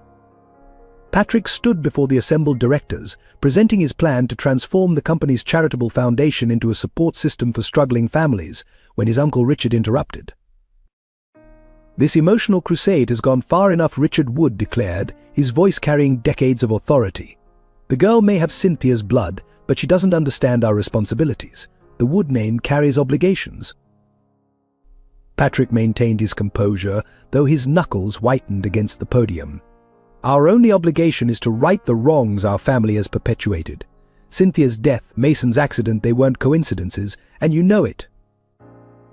The boardroom erupted into chaos as decades of carefully maintained facades began to crack. Senior board members, many with their own knowledge of past events, exchanged uncomfortable glances. The younger generation, raised on sanitized family history, watched in growing horror as the truth emerged. At the same time, Gloria faced her own battles at the Paradise Valley Country Club. Caroline Whitman, representing the old guard of Phoenix society, orchestrated a public confrontation during a charity luncheon. "My dear," Caroline's voice dripped with false concern, "we all understand Patrick's guilt over Cynthia's death has led him to be generous. But surely you don't expect to actually inherit the Wood legacy." Gloria's response, delivered with quiet dignity, silenced the room. "The only legacy I'm interested in is truth, Mrs. Whitman. Something this community seems to find uncomfortable." Michael's situation at Phoenix Academy deteriorated as the conflicts escalated. The headmaster, caught between Wood family factions, suggested a temporary withdrawal might be best for all concerned. The other parents, sensing blood in the water, began withdrawing playdate invitations and birthday party inclusions. Patrick's response was immediate and forceful. He called an emergency meeting of the Academy's Board of Trustees, where he methodically laid out evidence of systemic discrimination.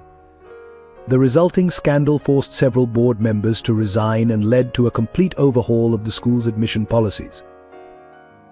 The legal battles intensified as distant Wood relatives emerged to contest Gloria's claim to any part of Cynthia's estate. Their attorneys filed injunctions, challenged DNA evidence, and attempted to invalidate Patrick's recent changes to his will. They're afraid, Arthur Hayes explained during a strategy session, not just of losing money, but of losing control. The Wood family has maintained power through secrets. Gloria's existence threatens that entire structure. The conflict reached a breaking point during the annual Paradise Valley Charity Gala. Patrick, Gloria, and Michael attended together, presenting a united front that challenged every social convention. The evening's carefully planned seating arrangements collapsed as guests chose sides, creating visible battle lines across the ballroom. Richard Wood attempted one final power play, approaching their table with an offer. "Name your price," he said to Gloria, not bothering to lower his voice. "The Wood family will provide generously for you and the boy if you'll disappear quietly." The silence that followed his words spread through the ballroom like a wave. Gloria stood slowly, her resemblance to Cynthia startlingly clear in that moment. "My mother's life was worth more than your money," she stated. "My son's future is worth more than your reputation." Patrick's business empire felt the impact of these conflicts. Long-term partners withdrew, citing instability in Wood family leadership. Development projects stalled as permits mysteriously encountered delays. Banking relationships that had existed for generations suddenly required review. The mansion staff divided into factions, with some long-term employees resigning in protest, while others demonstrated fierce loyalty to the new family dynamic. Mrs. Martinez became an unexpected ally, sharing stories with Gloria about Cynthia's private moments that helped strengthen their position. Michael, despite his young age, showed remarkable resilience in the face of these conflicts. When a classmate repeated adult prejudices about his mother's background, Michael responded with simple wisdom: "My mama says being kind is more important than being rich." The conflicts forced each of them to grow stronger. Patrick learned to fight not just with money and influence, but with truth and principle. Gloria developed a quiet strength that commanded respect rather than seeking it. Even Michael's innocent perspective helped them maintain focus on what truly mattered. Local media coverage intensified the struggles, with different outlets taking sides in the growing controversy. The Paradise Valley Chronicle, traditionally aligned with old money interests, found itself competing with younger, digital platforms that championed Gloria's story as a symbol of necessary social change. Throughout these conflicts, Patrick and Gloria maintained their evening ritual of visiting Cynthia's grave. These quiet moments, away from the public battles, allowed them to remember why they were fighting. Michael often joined them, placing his small offerings of flowers and drawings alongside their more formal tributes. The resolution began to take shape not through victory in any single conflict, but through persistent truth-telling. Each revealed document, each shared story, each principled stand against old prejudices contributed to a gradual shift in community consciousness. Support for Patrick and Gloria emerged from unexpected quarters as the community began to process the full implications of the Wood family's past actions. Judge Morrison made the first public stand during a prominent Charity Foundation meeting, rising to address the assembled Paradise Valley elite. "I've spent 40 years watching wealth protect itself at the expense of justice," he declared, his judicial authority lending weight to each word. "The Wood family tragedy represents a pattern we can no longer ignore. Today we have an opportunity to correct past wrongs." The Thompson Foundation, led by Thomas Richardson, formed a crucial alliance with Patrick's Reform charitable initiatives. Together, they established a comprehensive support system for families facing separation due to economic pressures, effectively implementing the vision Cynthia had outlined in her hidden documents. Sarah Chen mobilized a network of corporate allies, leveraging her decades of business relationships to counter the opposition's financial maneuvers. Major investors, impressed by Patrick's commitment to transparency and social responsibility, began publicly backing Phoenix Properties' new direction. Dave Santos, despite his initial hesitation, emerged as a passionate defender of Gloria's dignity. When influential customers attempted to pressure him into terminating her employment, he responded by promoting her to manager and implementing policies to protect all his employees from discrimination. Mrs. Henderson's experience as a former social worker proved invaluable as she helped coordinate support for other families affected by similar situations. Her quiet advocacy, combined with her respected position in the community, helped bridge the gap between social classes that had long divided Phoenix. Michael's preschool teacher, M.S. Rodriguez, took a professional risk by documenting and challenging the systematic discrimination she observed. Her detailed records provided crucial evidence that helped transform the school's policies, creating a more inclusive environment for all students. The younger generation of Wood family members began breaking ranks with their elders. Patrick's cousin Elizabeth, inspired by Gloria's courage, shared her own stories of family pressure and control. Her support fractured the unified front that Richard Wood had attempted to maintain. Arthur Hayes activated his extensive network of private investigators and legal professionals, many of whom had witnessed similar cases of family power abuse throughout their careers. Their collective evidence created a compelling pattern that became impossible for the community to ignore. Local religious leaders, led by Father Thomas, began addressing the moral implications of social exclusion in their sermons. The interfaith coalition they formed became a powerful voice for community reconciliation and support for families facing similar struggles. Phoenix Children's Home staff members, motivated by Sister Agnes's final letters, provided crucial historical documentation that supported Cynthia's accounts. Their testimony about institutional practices helped validate the experiences of other separated families seeking reunion. Mrs. Martinez organized the mansion's loyal staff into an effective support network. Their intimate knowledge of Wood family dynamics and their willingness to speak truth to power provided valuable insights into the family's historical patterns of control. The Phoenix Academy's reformist teachers formed a coalition to support comprehensive policy changes, ensuring that Michael's experience would lead to lasting institutional transformation. Their efforts extended beyond the school, influencing educational policies throughout Paradise Valley. Gloria's community college professors, recognizing her potential, created a mentorship program for other students facing similar social barriers. Their initiative grew into a broader educational support system for non-traditional students seeking advancement. A group of young journalists, led by an ambitious reporter from the Phoenix Herald, began investigating similar cases of family separation driven by social pressure. Their ongoing series Legacy of Silence garnered national attention and multiple journalism awards. These alliances crystallized during the annual Paradise Valley Heritage Foundation Gala, traditionally a bastion of social conservatism. When Richard Wood attempted to block Gloria's attendance, the newly formed coalition responded by organizing an alternative event celebrating community inclusion. The support extended to the business community as younger executives, many from families with their own hidden histories, began advocating for corporate social responsibility. Their influence helped transform Phoenix's business culture from one of exclusion to one of engagement. Michael's natural ability to form friendships proved surprisingly influential as other parents, watching their children's uncomplicated acceptance of difference, began questioning their own prejudices. The children's perspective offered a powerful counterpoint to adult social conventions. The alliance building reached its symbolic peak when the Paradise Valley Historical Society, led by its newly appointed director, began documenting stories of families affected by social pressure and separation. Their oral history project ensured that these experiences would not be forgotten. As these partnerships strengthened, the opposition's power began to fragment. The old network of mutual protection that had long sheltered privileged families from consequences showed signs of cracking under the pressure of accumulated truth. The revelation came in the form of a weathered envelope delivered to Arthur Hayes's office on a cold December morning. The return address belonged to Mason Parker's former attorney, recently deceased, with instructions for the letter to be delivered only after his death. Inside, Arthur found detailed documentation of the events leading to Cynthia's death, including transcripts of recorded conversations between members of the Wood family. The evidence presented a chilling narrative of calculated decisions and orchestrated tragedy. Patrick sat motionless in his study as Arthur presented the findings. The transcripts revealed how his father and uncle had coordinated the surveillance of Cynthia's activities, documenting their systematic efforts to isolate her. Each page added layers to a conspiracy that had culminated in 2 deaths.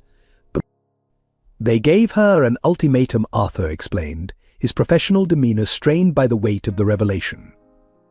Either stage her own accident or face the exposure of not only her secret, but also evidence fabricated to implicate Mason in financial crimes. They knew she would choose to protect him. The surveillance photographs showed Cynthia's final days in stark detail. Images captured her visiting Gloria at Phoenix Children's Home from a distance, standing in shadows, unable to approach her own daughter. Other photographs documented her secret meetings with Mason as they attempted to find a way to protect their child. Gloria arrived at the mansion to find Patrick in his study, the evidence spread across his desk. She stood in the doorway, taking in the scene before her. "You found something," she said. It wasn't a question. The truth emerged in painful detail. Cynthia had planned to reveal everything during a board meeting, having gathered evidence of the family's systematic manipulation. The Wood patriarchs, discovering her intentions, had moved preemptively to silence her. They arranged for her car to be tampered with, Patrick explained, his voice hollow. Made it look like brake failure, but they ensured she knew it was coming. That was their final act of control, making her live with the knowledge of her approaching death. The documentation revealed how Mason, discovering the truth too late, had rushed to prevent the tragedy. His own fatal accident had been arranged with equal precision, designed to appear as a grieving man driving recklessly after learning of his former lover's death. Michael, playing in the garden under Mrs. Martinez's watchful eye, remained blissfully unaware as the adults grappled with these revelations. His laughter, drifting through the open window, provided a stark contrast to the darkness they uncovered. Sarah Chen arrived with additional evidence she had uncovered in the corporate archives. Board meeting minutes, carefully edited at the time, now revealed patterns of discussion about protecting family interests and managing potential complications. The most devastating document was Cynthia's final letter to Gloria, intercepted before it could reach the orphanage. In it, she explained her choices, her love, and her hopes for her daughter's future. The letter, stained with tears, had been preserved as evidence of their control over her. Patrick confronted the weight of his own unwitting role in the tragedy. His extended business trip, his acceptance of the official accident report, his years of misdirected grief all had played into his family's carefully constructed narrative. Gloria absorbed each revelation with quiet strength, though her hands trembled as she read her mother's final words. She tried to tell us, she whispered. All these years, she was trying to reach us through the evidence she left behind. The investigation revealed a broader pattern of family control extending beyond Cynthia's case. Other relatives had faced similar pressure, their lives shaped by threats of disinheritance and social ostracism. The Wood family legacy was built on a foundation of controlled narratives and suppressed truths. Mrs. Martinez provided her own painful contribution to the revelation. She had witnessed Cynthia's final phone call, overheard fragments of conversation that had haunted her for decades. Her testimony added human detail to the documented conspiracy. The truth carried implications beyond personal tragedy. It exposed systematic abuse of power, manipulation of law enforcement, and corruption of social institutions. The Wood family's influence had ensured that no questions were asked, no investigations pursued. Patrick's father's personal diary, discovered in a hidden wall safe, provided the final piece of evidence. Its pages detailed the family's methodology for maintaining control, including the decision to sacrifice Cynthia rather than risk their reputation. As evening fell, Patrick, Gloria, and Arthur sat in the study, surrounded by the accumulated evidence of decades of deception. The weight of truth settled over them, demanding response, requiring action that would honor both the dead and the living. Michael's voice called from the garden, asking to show them a butterfly he had found. The simple request provided momentary respite from the darkness they had uncovered, reminding them of the future they needed to protect. Patrick stood at his office window as the sun set over Phoenix, casting long shadows across the city he'd helped build. The revelations about his family's role in Cynthia's death had shattered his understanding of the past 22 years. Each breath felt heavy with the weight of unwitting complicity.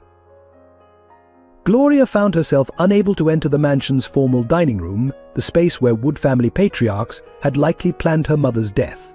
She moved through the house like a ghost, touching photographs of Cynthia with new understanding of the pain captured in her mother's smile. The impact on their daily routines manifested in small but significant ways. Patrick began avoiding the family boardroom at Phoenix Properties, conducting meetings in neutral spaces. The room's mahogany panels and leather chairs now seemed to hold echoes of conspiracy and betrayal. Michael, sensitive to the adults' distress, became unusually quiet. His drawings took on darker themes: black clouds over the mansion, sad faces in windows. His preschool teacher reported he'd begun asking questions about why some people hurt others they were supposed to love. Mrs. Martinez discovered she could no longer maintain her professional distance. During a quiet moment in the kitchen, she broke down while preparing dinner, overwhelmed by memories of Cynthia's final days. "I should have seen it," she repeated, as Gloria held her hand. "I should have understood what was happening." The evidence of calculated malice affected Patrick most profoundly. His father's diary entries revealed cold discussions of Cynthia's elimination, referring to her as a liability to be managed. The business-like approach to murder, documented in his father's familiar handwriting, triggered episodes of physical illness. Gloria struggled with her identity as both victim and inheritor of the Wood legacy. During a particularly difficult evening, she confided in Patrick, "I look in the mirror and see her features, but now I also see the family that killed her. How do I reconcile being both?" Their visits to Cynthia's grave took on new significance. Patrick found himself apologizing to the headstone, hours-long monologues of regret and shame for his blindness to the truth. Gloria often sat silently beside him, their shared grief building a bridge between past and present. The emotional toll began to show in their professional lives. Patrick's business decisions became erratic, swinging between aggressive charity and paralyzing indecision. Board members whispered about stress leave, while longtime associates noticed his difficulty maintaining eye contact during discussions of family matters. Gloria's performance at the diner suffered as she grappled with her mother's final moments. Customers noticed her hands shaking as she served coffee, her mind clearly elsewhere. Dave Santos created special projects to keep her away from public areas on particularly difficult days. The mansion's atmosphere grew heavy with unspoken pain. Rooms that had begun to fill with new life under Gloria and Michael's presence now felt tainted by the weight of historical crimes. Even the gardens, Cynthia's favorite space, seemed to wilt under the shadow of revealed truths. Sarah Chen watched Patrick's deterioration with growing concern. His obsession with reviewing old documents and records began affecting company operations. She found him late one night, surrounded by years of board meeting minutes, searching for signs he should have recognized. Michael's resilience provided their only source of light. His innocent questions about his grandmother often cut through the adult's pain with unexpected wisdom. "If Grandma Cynthia can see us from heaven," he asked one evening, "wouldn't she want us to be happy instead of sad?" The emotional impact extended beyond their immediate family. Arthur Hayes, hardened by decades of investigation, found himself unable to sleep after reading Mason's final letters. The raw love and desperation in those pages haunted his professional detachment. Gloria's academic performance suffered as she struggled to concentrate on her studies. Her professors noticed the change, offering extensions and support, but the weight of her family history made normal student concerns seem trivial by comparison. Patrick's relationship with his extended family fractured completely. At a forced social encounter, he found himself physically unable to shake his uncle's hand, seeing instead the signature on documents that had sealed Cynthia's fate. The community's reaction to the revelations added another layer of emotional complexity. Some longtime family friends, horrified by the truth, attempted to deny their own roles in maintaining the Wood family's power structure. Others, seeking redemption, offered too late confessions of suspicions never voiced. Mrs. Henderson, drawing from her social work experience, recognized the signs of trauma in both Patrick and Gloria. She began organizing family dinners, creating safe spaces for them to process their grief together. These quiet evenings, centered around Michael's innocent chatter, provided rare moments of peace. As Christmas approached, the question of family traditions opened new wounds. How could they celebrate in spaces where such calculated cruelty had been planned? The season's emphasis on family unity felt like a cruel joke in light of their discoveries. The breaking point arrived during the annual Wood Family Foundation Gala, traditionally held in the mansion's grand ballroom. Patrick stood at the podium, facing the assembled Phoenix elite, his prepared speech forgotten as 22 years of suppressed emotion finally surfaced. "My wife was murdered in this house," he announced, his voice carrying clearly through the suddenly silent room. "Not by strangers, but by my own family. They sat in these rooms, drank from these glasses, and planned her death with the same precision they used to plan charity events." The gathered crowd, dressed in evening finery, watched in stunned silence as their community's most prominent figure publicly unraveled. Caroline Whitman attempted to intervene, approaching the podium with a concerned expression, but Patrick waved her away with uncharacteristic force. Every one of you, he continued, his composure cracking, knew something wasn't right. You attended her funeral, offered condolences, and went back to your comfortable lives while my father and uncle celebrated their successful management of the situation. Gloria, watching from the entrance, saw the exact moment Patrick's control shattered. His hands gripped the podium as he began methodically detailing the evidence, dates, times, recordings of meetings where Cynthia's fate had been decided. The clinical precision of his breakdown made it more devastating. Richard Wood attempted to salvage the situation, suggesting his nephew was overworked and emotional. Patrick responded by producing his father's diary, reading entries that documented the family's calculated destruction of 2 lives to protect their reputation. December 15th, Patrick read, his voice shaking. Cynthia remains problematic. Richard suggests making an example of her. The Parker situation provides convenient coverage for unfortunate accidents. The dated entry was from 3 days before Cynthia's death. The assembled guests began to leave, their discomfort evident as servers stood frozen with trays of champagne. Mrs. Martinez watched from the kitchen doorway, tears streaming down her face as decades of kept secrets spilled into the open. Gloria moved forward through the dissipating crowd, reaching Patrick just as his voice finally broke. She took his arm, steadying him as he stumbled slightly, the weight of truth finally overwhelming his lifetime of practiced control. "She loved you," Gloria said softly. But her voice carried in the now empty ballroom. "Both of you. Enough to die protecting you from them." Her words, meant to comfort, triggered Patrick's final descent into raw grief. He sank to his knees on the ballroom floor, still clutching his father's diary. The carefully maintained facade's diary. The carefully maintained facade of the successful businessman crumbled completely as he began to sob deep, wrenching cries that echoed through the mansion's elegant spaces. Michael, who had been playing upstairs under Mrs. Henderson's supervision, appeared at the top of the grand staircase.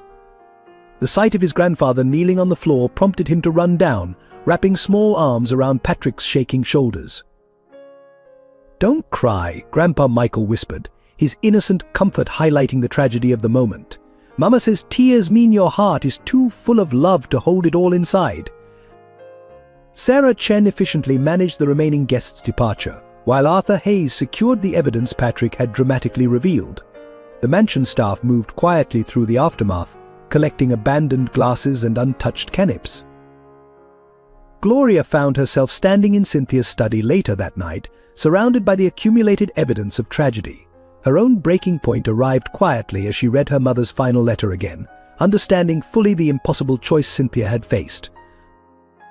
Patrick appeared in the doorway, his evening clothes disheveled, his face showing the aftermath of emotional collapse. "I failed her," he said simply. "I was in Europe, building an empire, while my family orchestrated her destruction." "We all failed her," Gloria responded, her voice catching. "The whole community failed her, but we're her legacy now, and we have a choice about what that means." The night stretched on as father and daughter sat together in the study, sharing memories and tears until dawn began to lighten the sky. Michael slept peacefully on the leather sofa, his presence a reminder of life continuing beyond tragedy. Mrs. Martinez found them there in the early morning, still sitting among the scattered evidence of past crimes. She brought coffee and her quiet understanding, having witnessed both the original tragedy and its eventual revelation. The breaking point marked an end and a beginning, the final shattering of carefully maintained lies and the first true step toward healing. The mansion's grand ballroom would never host another Wood Family Foundation event, but perhaps it could serve a better purpose. As the sun rose over Phoenix, Patrick made a decision that would change the course of not only his family's future but the community's as well. The time for calculated silence and careful appearances was over. The truth, however painful, would finally have its day. The leather-bound diary emerged from a hidden compartment in Cynthia's dressing table, discovered during the mansion's renovation. Mrs. Martinez found it while supervising the removal of old furnishings, its presence concealed behind a false panel that had remained undisturbed for over 2 decades. The diary's pages, filled with Cynthia's elegant handwriting, revealed a narrative far more complex than anyone had anticipated. Patrick sat in his study, Gloria beside him, as they began reading the first entry dated shortly after her discovery of her pregnancy. "Today I felt the baby move for the first time," Cynthia had written. "A flutter of life that changes everything. Patrick is in Europe, building his dream, while I carry a secret that could destroy everything he's worked for. Mason understands the impossibility of our situation, but neither of us can bear the thought of giving up our child. Subsequent entries documented the escalating pressure from the Wood family. Meetings in elegant drawing rooms where threats were delivered with tea and sympathy. Surveillance reports left deliberately visible on her desk. Photographs of Mason arriving at his workplace. A clear message about the family's reach. Richard visited today. One entry read, "He spoke of family loyalty while showing me documents that could destroy Mason's career. The choice becomes clearer each day, my happiness or the survival of those I love. The Wood family's power reaches too deep, their influence too pervasive to fight." Gloria read passages describing her early days, tears falling as she discovered her mother's deep love and devastating choices. Cynthia had documented every detail: first smile, first cry, the weight of her newborn body, the color of her eyes. Each entry filled with a mother's joy overshadowed by impending separation. "My daughter has her father's artistic temperament," Cynthia wrote. "She stares at patterns of light on the wall with such concentration. Mason says she'll be a painter like him. We pretend in these stolen moments that we can keep her. That love will somehow be enough against the Wood family's power." The diary revealed Cynthia's careful planning for Gloria's future. She had researched orphanages extensively, choosing Phoenix Children's Home for its educational programs and Sister Agnes's reputation for protecting her charges. Secret accounts were established, trusts arranged through layers of proxies. "I visit her when I can," an entry from years later revealed. "Standing in shadows, watching her play in the orphanage garden. She's strong, my beautiful girl. I see Mason's determination in her chin, his creativity in her games." The Wood family thinks they've won, but they don't understand that love leaves traces that power can't erase.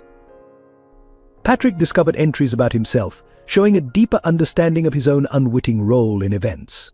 Cynthia had recognized his family's manipulation, seeing how they used his ambition to keep him distanced from home during crucial months. Patrick deserves to know the truth, she wrote in one of her final entries. "He has lived in his family's golden cage so long he doesn't see the bars.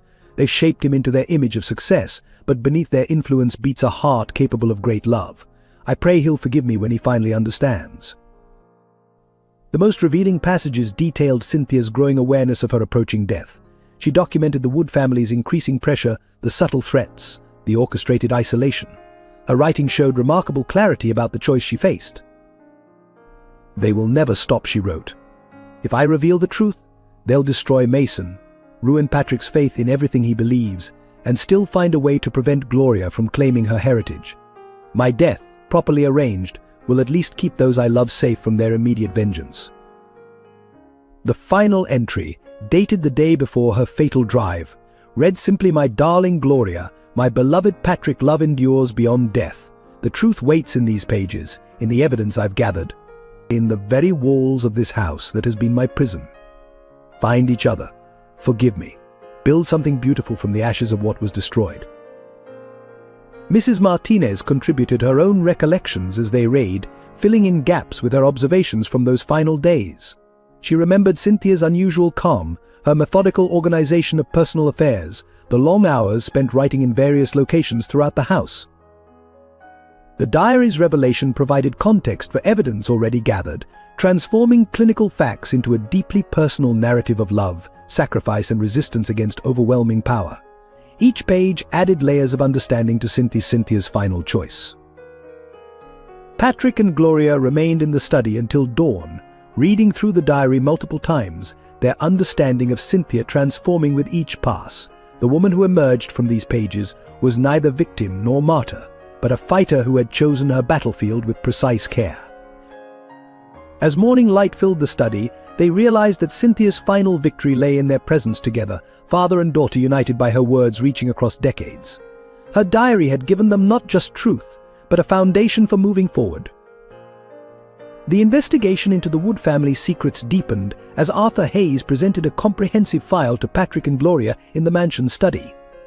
The documents revealed a generational pattern of control, manipulation, and calculated elimination of perceived threats to the family's reputation. Richard Wood's personal records, obtained through careful investigation, showed that Cynthia's case wasn't unique.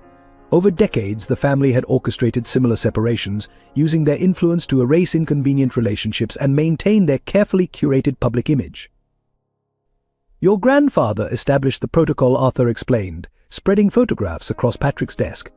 Any situation that threatened the Wood reputation was classified as a family matter and handled through a network of loyal attorneys, private investigators, and cooperative officials.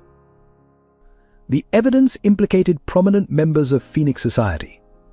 Judges who had sealed records without question, police officers who had overlooked inconsistencies, and journalists who had suppressed stories in exchange for privileged access to Wood family events. The web of complicity extended through every level of local authority.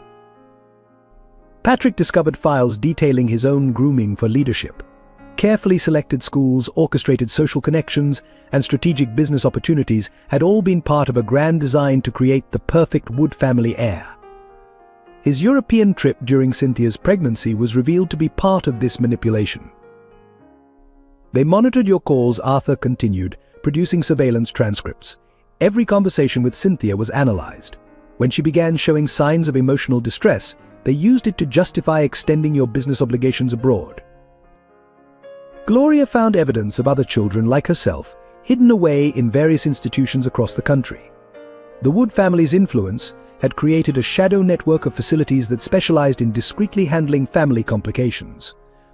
Each case file represented a life disrupted by the family's obsession with appearances. The most damning revelations concerned Mason's death. Far from a tragic accident, his fatal crash had been meticulously planned.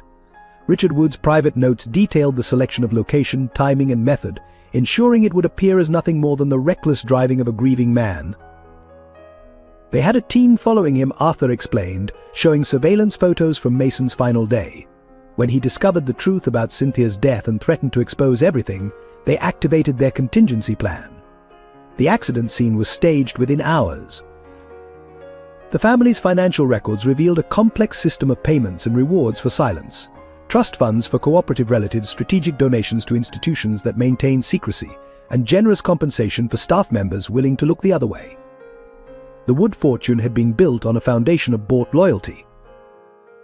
Mrs. Martinez provided crucial context, sharing conversations she had overheard during her years of service, the casual discussions of arrangements during family dinners, the coded references to security measures, and the implicit threats wrapped in concern for family welfare painted a picture of systematic corruption. Sarah Chen uncovered corporate documents showing how Phoenix properties had been used to facilitate the family's control.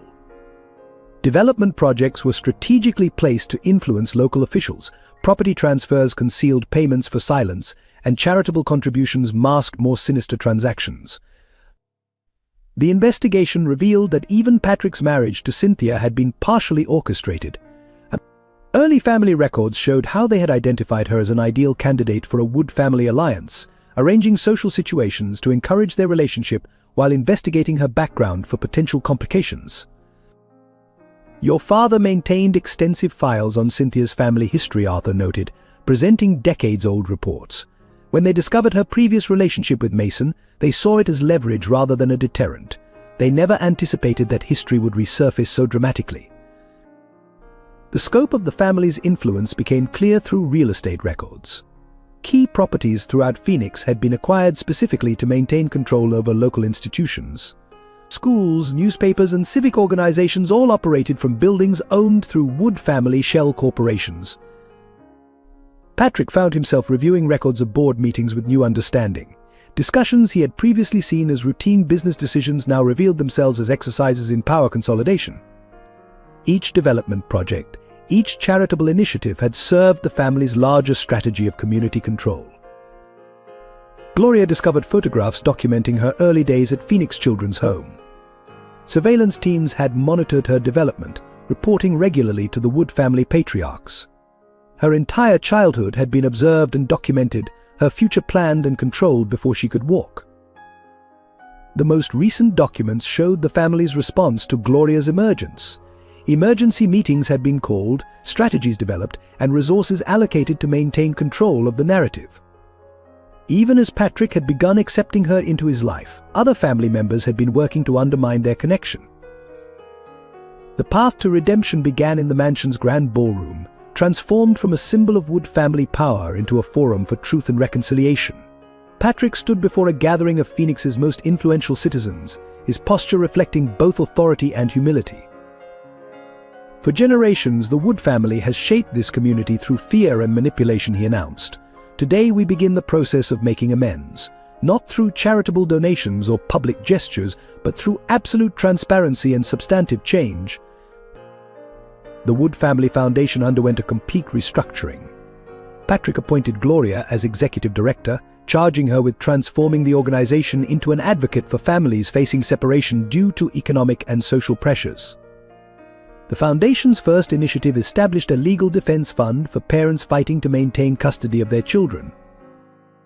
The mansion itself became a center for community healing. The formal reception rooms, once used for orchestrating social control, now hosted support group meetings. Families impacted by similar situations found understanding and assistance within walls that had previously represented exclusion. Michael's presence catalyzed much of the change. His natural ability to connect with other children led to the establishment of a weekend program for kids from struggling families. The mansion's gardens, where Cynthia had once walked alone with her secrets, filled with the sounds of children playing. Patrick's corporate transformation proved equally profound. Phoenix Properties initiated a comprehensive review of all past developments, identifying and rectifying cases where the company's influence had contributed to community displacement. New projects prioritized affordable housing and family support services. Gloria's leadership style brought authenticity to the foundation's efforts. Her personal experience informed every initiative, ensuring that assistance reached those who needed it most. Under her guidance, the foundation established partnerships with organizations that had previously feared Wood family influence. Real change requires more than acknowledgement, Gloria explained during a community forum. It demands active participation in healing the wounds our family helped create. Every program we develop, every policy we implement, must serve this purpose. The reaction from Phoenix society evolved from skepticism to cautious support as tangible results emerged. Families reunited through foundation assistance shared their stories. Community organizations reported increased cooperation and reduced bureaucratic obstacles. The culture of fear surrounding the Wood name began to dissipate. Patrick's personal redemption manifested in his relationship with Gloria and Michael. Their daily interactions, marked by growing trust and understanding, provided a model for the broader changes they sought to implement. The mansion's staff noted how his rigid formality had softened into genuine warmth. But the evidence of past wrongs, rather than being concealed, became part of an educational initiative. The Wood Family Historical Archive was established, documenting both the family's abuses of power and their efforts at rectification. This transparency served as a powerful testament to their commitment to change. Mrs. Martinez found her own path to redemption through active participation in the foundation's work. Her intimate knowledge of Wood family operations helped identify and support other household staff who had been silenced by similar situations. Her testimony encouraged others to share their experiences. Local institutions began their own processes of examination and change. The Phoenix Academy established a comprehensive scholarship program for children from disadvantaged backgrounds.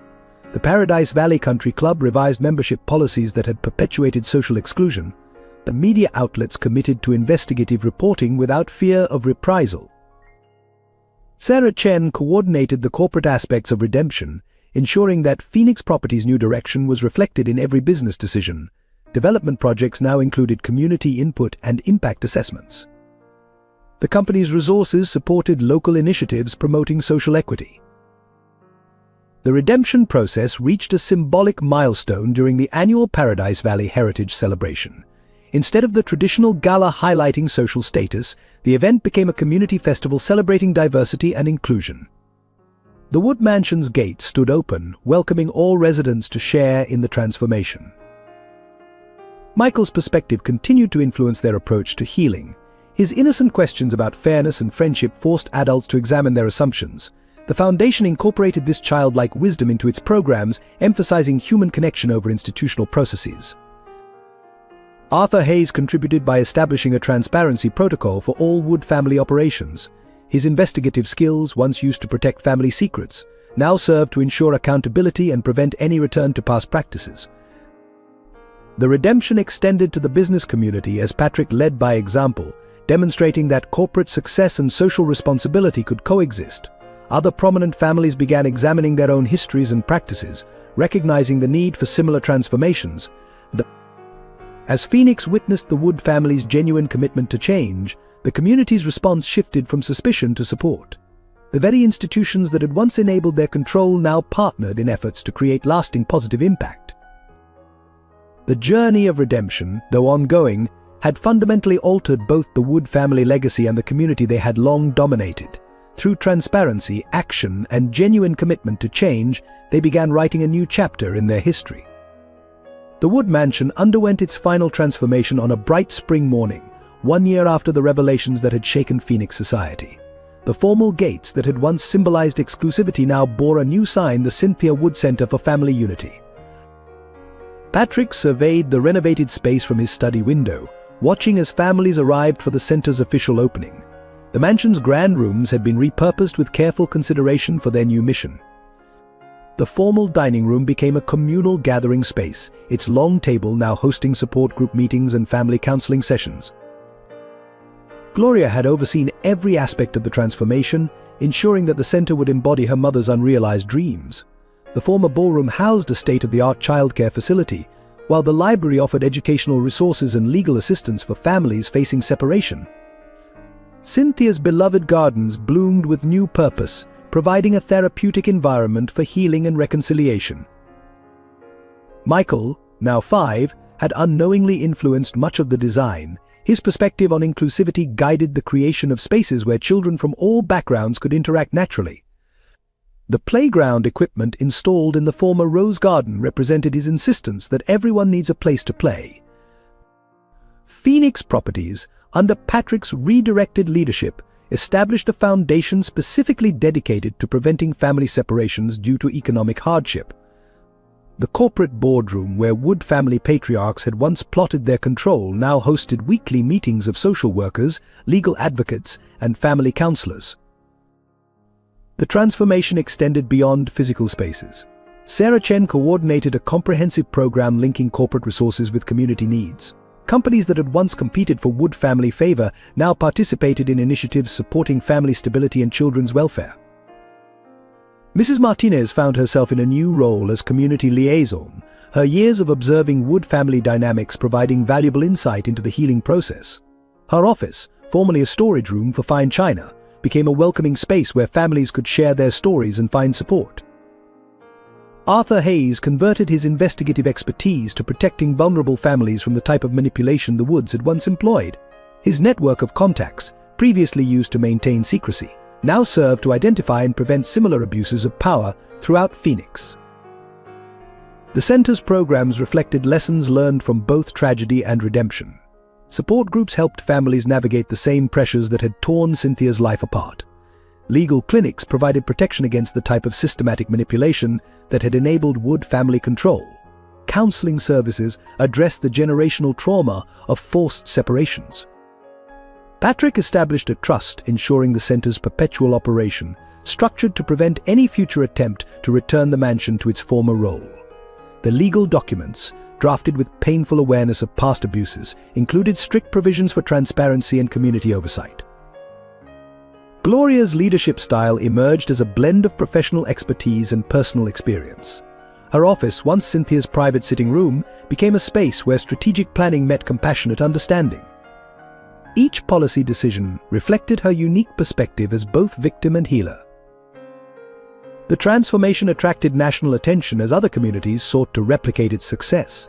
Delegations from cities across the country visited the center, studying how the conversion of a symbol of power into a resource for healing could be adapted to their own contexts.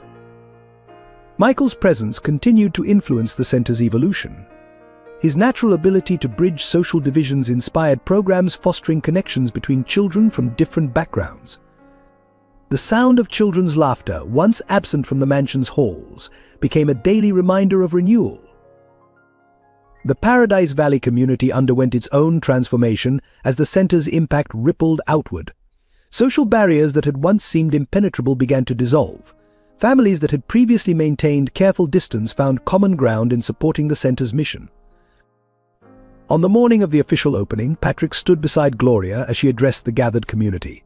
The moment symbolized not just personal healing but a fundamental shift in how power and privilege could be redirected toward positive change. The center's first year of operation demonstrated the potential for transforming historical wrongs into forces for good. Hundreds of families received support, dozens of potential separations were prevented, and countless children found safety within walls that had once represented exclusion. The transformation's success lay in its authenticity. Every program, every policy, every aspect of operation reflected genuine commitment to preventing the type of tragedy that had inspired its creation. The center became a living memorial to Cynthia's love and sacrifice. As spring flowers bloomed in the renewed gardens, Patrick and Gloria often sat together on the bench where Cynthia had spent her final days planning for a future she wouldn't see. Their conversations centered not on past pain but on future possibilities, honoring her memory through continued service to others. The process of reconciliation began formally on a crisp autumn morning in the Cynthia Wood Center's main hall. Patrick and Gloria stood together as representatives from Phoenix's most influential families gathered to acknowledge their roles in maintaining the systems that had enabled tragedy. Caroline Whitman, speaking for the Paradise Valley Social Circle, delivered a public apology for their collective silence. "We witnessed signs of distress and chose comfortable ignorance over moral courage," she acknowledged. "Our social protocols prioritized reputation over human dignity, and in doing so we became complicit in profound injustice." The Phoenix Academy's Board of Trustees initiated a comprehensive review of their admission policies, acknowledging decades of systematic discrimination. Their findings led to the establishment of the Cynthia Wood Scholarship Fund, specifically supporting children from families facing separation due to economic hardship. Richard Wood's appearance at the reconciliation gathering created a momentary tension. His presence, unannounced and unexpected, drew cautious observation from the assembled community. Yet his words, when they came, carried the weight of genuine remorse. "Our family's pursuit of power corrupted everything it touched," he stated, addressing Patrick and Gloria directly. "We destroyed lives in the name of legacy, failing to understand that true legacy lies in how we treat others, not in what we control." The Paradise Valley Country Club, long a symbol of social exclusion, underwent a fundamental transformation. Under new leadership, they converted their extensive facilities into a community resource center, partnering with the Cynthia Wood Center to provide recreational and educational programs for families in need. Local media outlets, led by the Phoenix Herald, published a series of investigative reports examining their own role in suppressing truth. The articles detailed how advertising revenue and social connections had influenced coverage of Wood family activities, establishing new guidelines for editorial independence. Professional reconciliation emerged through the Phoenix Bar Association's creation of a pro bono program supporting families facing separation. Attorneys who had once facilitated Wood family control now dedicated their expertise to preventing similar injustices. The business community's reconciliation efforts manifested in concrete policy changes. Companies that had previously aligned with Wood family interests established family support programs for employees, ensuring that economic pressures would not force painful choices. Gloria's role in the reconciliation process proved crucial. Her ability to balance accountability with forgiveness provided a model for community healing. She established dialogue sessions where former adversaries could address past wrongs and develop pathways forward. Patrick's corporate leadership demonstrated how institutional power could be redirected toward positive change. Phoenix Properties' new policies prioritized community welfare over profit maximization, inspiring similar transformations in other major corporations. Michael's presence during reconciliation events added an essential dimension of hope. His natural interactions with children from all backgrounds reminded adults of their fundamental responsibility to create a more equitable future for the next generation. The religious community, led by Father Thomas, organized interfaith services focusing on themes of forgiveness and renewal. These gatherings provided spiritual support for the emotional work of reconciliation, helping participants process complex feelings of guilt and responsibility. Mrs. Martinez facilitated reconciliation among household staff from prominent families, creating a support network for those who had witnessed similar situations.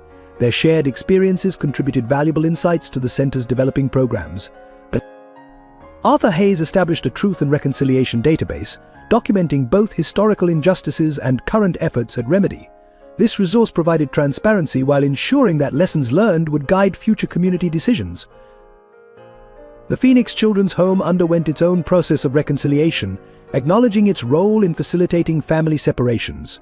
Under new leadership, the institution transformed into a family reunification center, working closely with the Cynthia Wood Center. Sarah Chen coordinated corporate participation in reconciliation initiatives, ensuring that business support extended beyond financial contributions to include meaningful policy changes and active engagement in community healing. As winter approached, the reconciliation process achieved a significant milestone during the annual Paradise Valley Heritage Celebration. Rather than the traditional display of social status, the event became a community-wide acknowledgement of shared responsibility and commitment to change. The gathered community witnessed Patrick and Gloria planting a memory garden dedicated to families separated by social pressure and economic hardship. Each plant represented a commitment to vigilance against future injustices, creating a living symbol of reconciliation and hope. On the first anniversary of the Cynthia Wood Center's opening, Patrick stood in the mansion's transformed Great Hall to deliver a message that would define their journey of healing and hope. The gathered audience included families helped by the center, community leaders, and representatives from across Phoenix society. 1 year ago, we began this journey by exposing truth. Patrick began, his voice carrying the weight of experience. Today we gather to share what we've learned about the power of love to overcome generations of pain. Cynthia's story was not just about tragedy, it was about the enduring strength of maternal love. Gloria joined him at the podium, Michael holding her hand. The three generations standing together embodied the center's mission of family preservation and healing. Our mother's sacrifice. Gloria addressed the assembly has become a foundation for protecting other families from similar choices. Her love, which the Wood family once tried to suppress, now flows through every program and initiative we offer. The final message crystallized around three core principles that had emerged from their experience. First, the recognition that true family legacy lies not in maintaining appearances, but in nurturing genuine connections. Second, the understanding that community healing requires both accountability and forgiveness. Third, the knowledge that even the deepest wounds can become sources of transformative change. Patrick shared concrete results from the center's first year: 50 families preserved through economic support, hundreds of children supported through educational programs, and dozens of community partnerships established. These statistics represented not just numbers but lives transformed through the implementation of Cynthia's unrealized dreams. We've learned that power, when redirected toward service, becomes a force for healing. Patrick continued. The same resources once used to separate families now serve to keep them together. The same influence once wielded for control now protects those at risk of similar manipulation. Michael's presence at the podium provided living testimony to the possibility of breaking cycles of pain. His natural affection for both Patrick and Gloria demonstrated how love could bridge gaps created by past trauma. His innocent wisdom often cut through adult complications to remind them of their essential purpose. The message extended beyond personal healing to address systemic change. The Wood family's transformation from agents of separation to advocates for unity provided a model for other powerful institutions. Their story demonstrated how acknowledgement of past wrongs could lead to meaningful reform. Gloria introduced the center's expanded mission for the coming year, establishing satellite locations in other communities, developing preventive programs to identify families at risk, and creating educational initiatives to change societal attitudes toward family preservation. Our mother's diary ended with a hope Gloria shared, holding the weathered volume. She hoped that love would ultimately prove stronger than power. Through this center, through each family we help, through every child who finds support within these walls, we fulfill that hope. The message incorporated lessons learned from their year of operation. They had discovered that healing requires more than resources, it needs authentic understanding born from experience. The center's success came not just from its programs, but from the genuine empathy infusing every interaction. Patrick addressed the business community directly, challenging them to examine their own practices. The Wood family's experience proved that corporate success and social responsibility could coexist, that profit and purpose could align in service of community welfare. Looking toward the future, the message emphasized the importance of vigilance. systems of control persist. Patrick warned, often wearing masks of benevolence, our responsibility extends beyond current programs to include active resistance against forces that would separate families for profit or power. Gloria spoke about the power of truth to inspire change. The center's documentation project, preserving stories of both tragedy and triumph, would ensure that future generations understood both the cost of silence and the possibility of redemption. Mrs. Martinez's perspective, shared from decades of observation, added depth to the final message. Her testimony about witnessing both the darkness of the past and the light of present transformation provided powerful validation of their progress. The message concluded with a commitment to maintaining transparency. The center's operations, funding and impact would remain open to public scrutiny, ensuring that it never became the kind of institution it was created to combat. As evening approached, Patrick, Gloria and Michael walked together through Cynthia's garden, now blooming with new purpose. Their final message was embodied in their simple togetherness, proof that love, given room to grow, could heal even the deepest wounds inflicted by power and privilege. The gathered community departed with renewed commitment to the principles established through the Wood family's transformation. Their story had become more than a cautionary tale. It stood as testament to the possibility of redemption and the enduring power of love to overcome generational trauma. The sun set over Phoenix as the mansion's lights glowed with welcome. No longer a symbol of exclusion, but a beacon of hope for families facing their own struggles. Cynthia's legacy, transformed through understanding and action, would continue to light the way toward a more just and compassionate future. Thank you for joining us for this powerful story of love, redemption, and family bonds. If you were moved by Cynthia, Patrick, Gloria, and Michael's journey, we invite you to share your thoughts in the comments below. Have you experienced similar family challenges? What moments in the story resonated most deeply with you? Please support our team's ongoing efforts to bring these meaningful narratives to life by subscribing to our channel. Your subscription helps us continue creating content that touches hearts and inspires positive change in our communities. If you found value in this story, consider sharing it with friends and family members who might benefit from its messages about forgiveness, healing, and the power of love to overcome adversity. Show your appreciation by clicking the like button below. Each like encourages us to keep exploring these profound human stories that connect us all.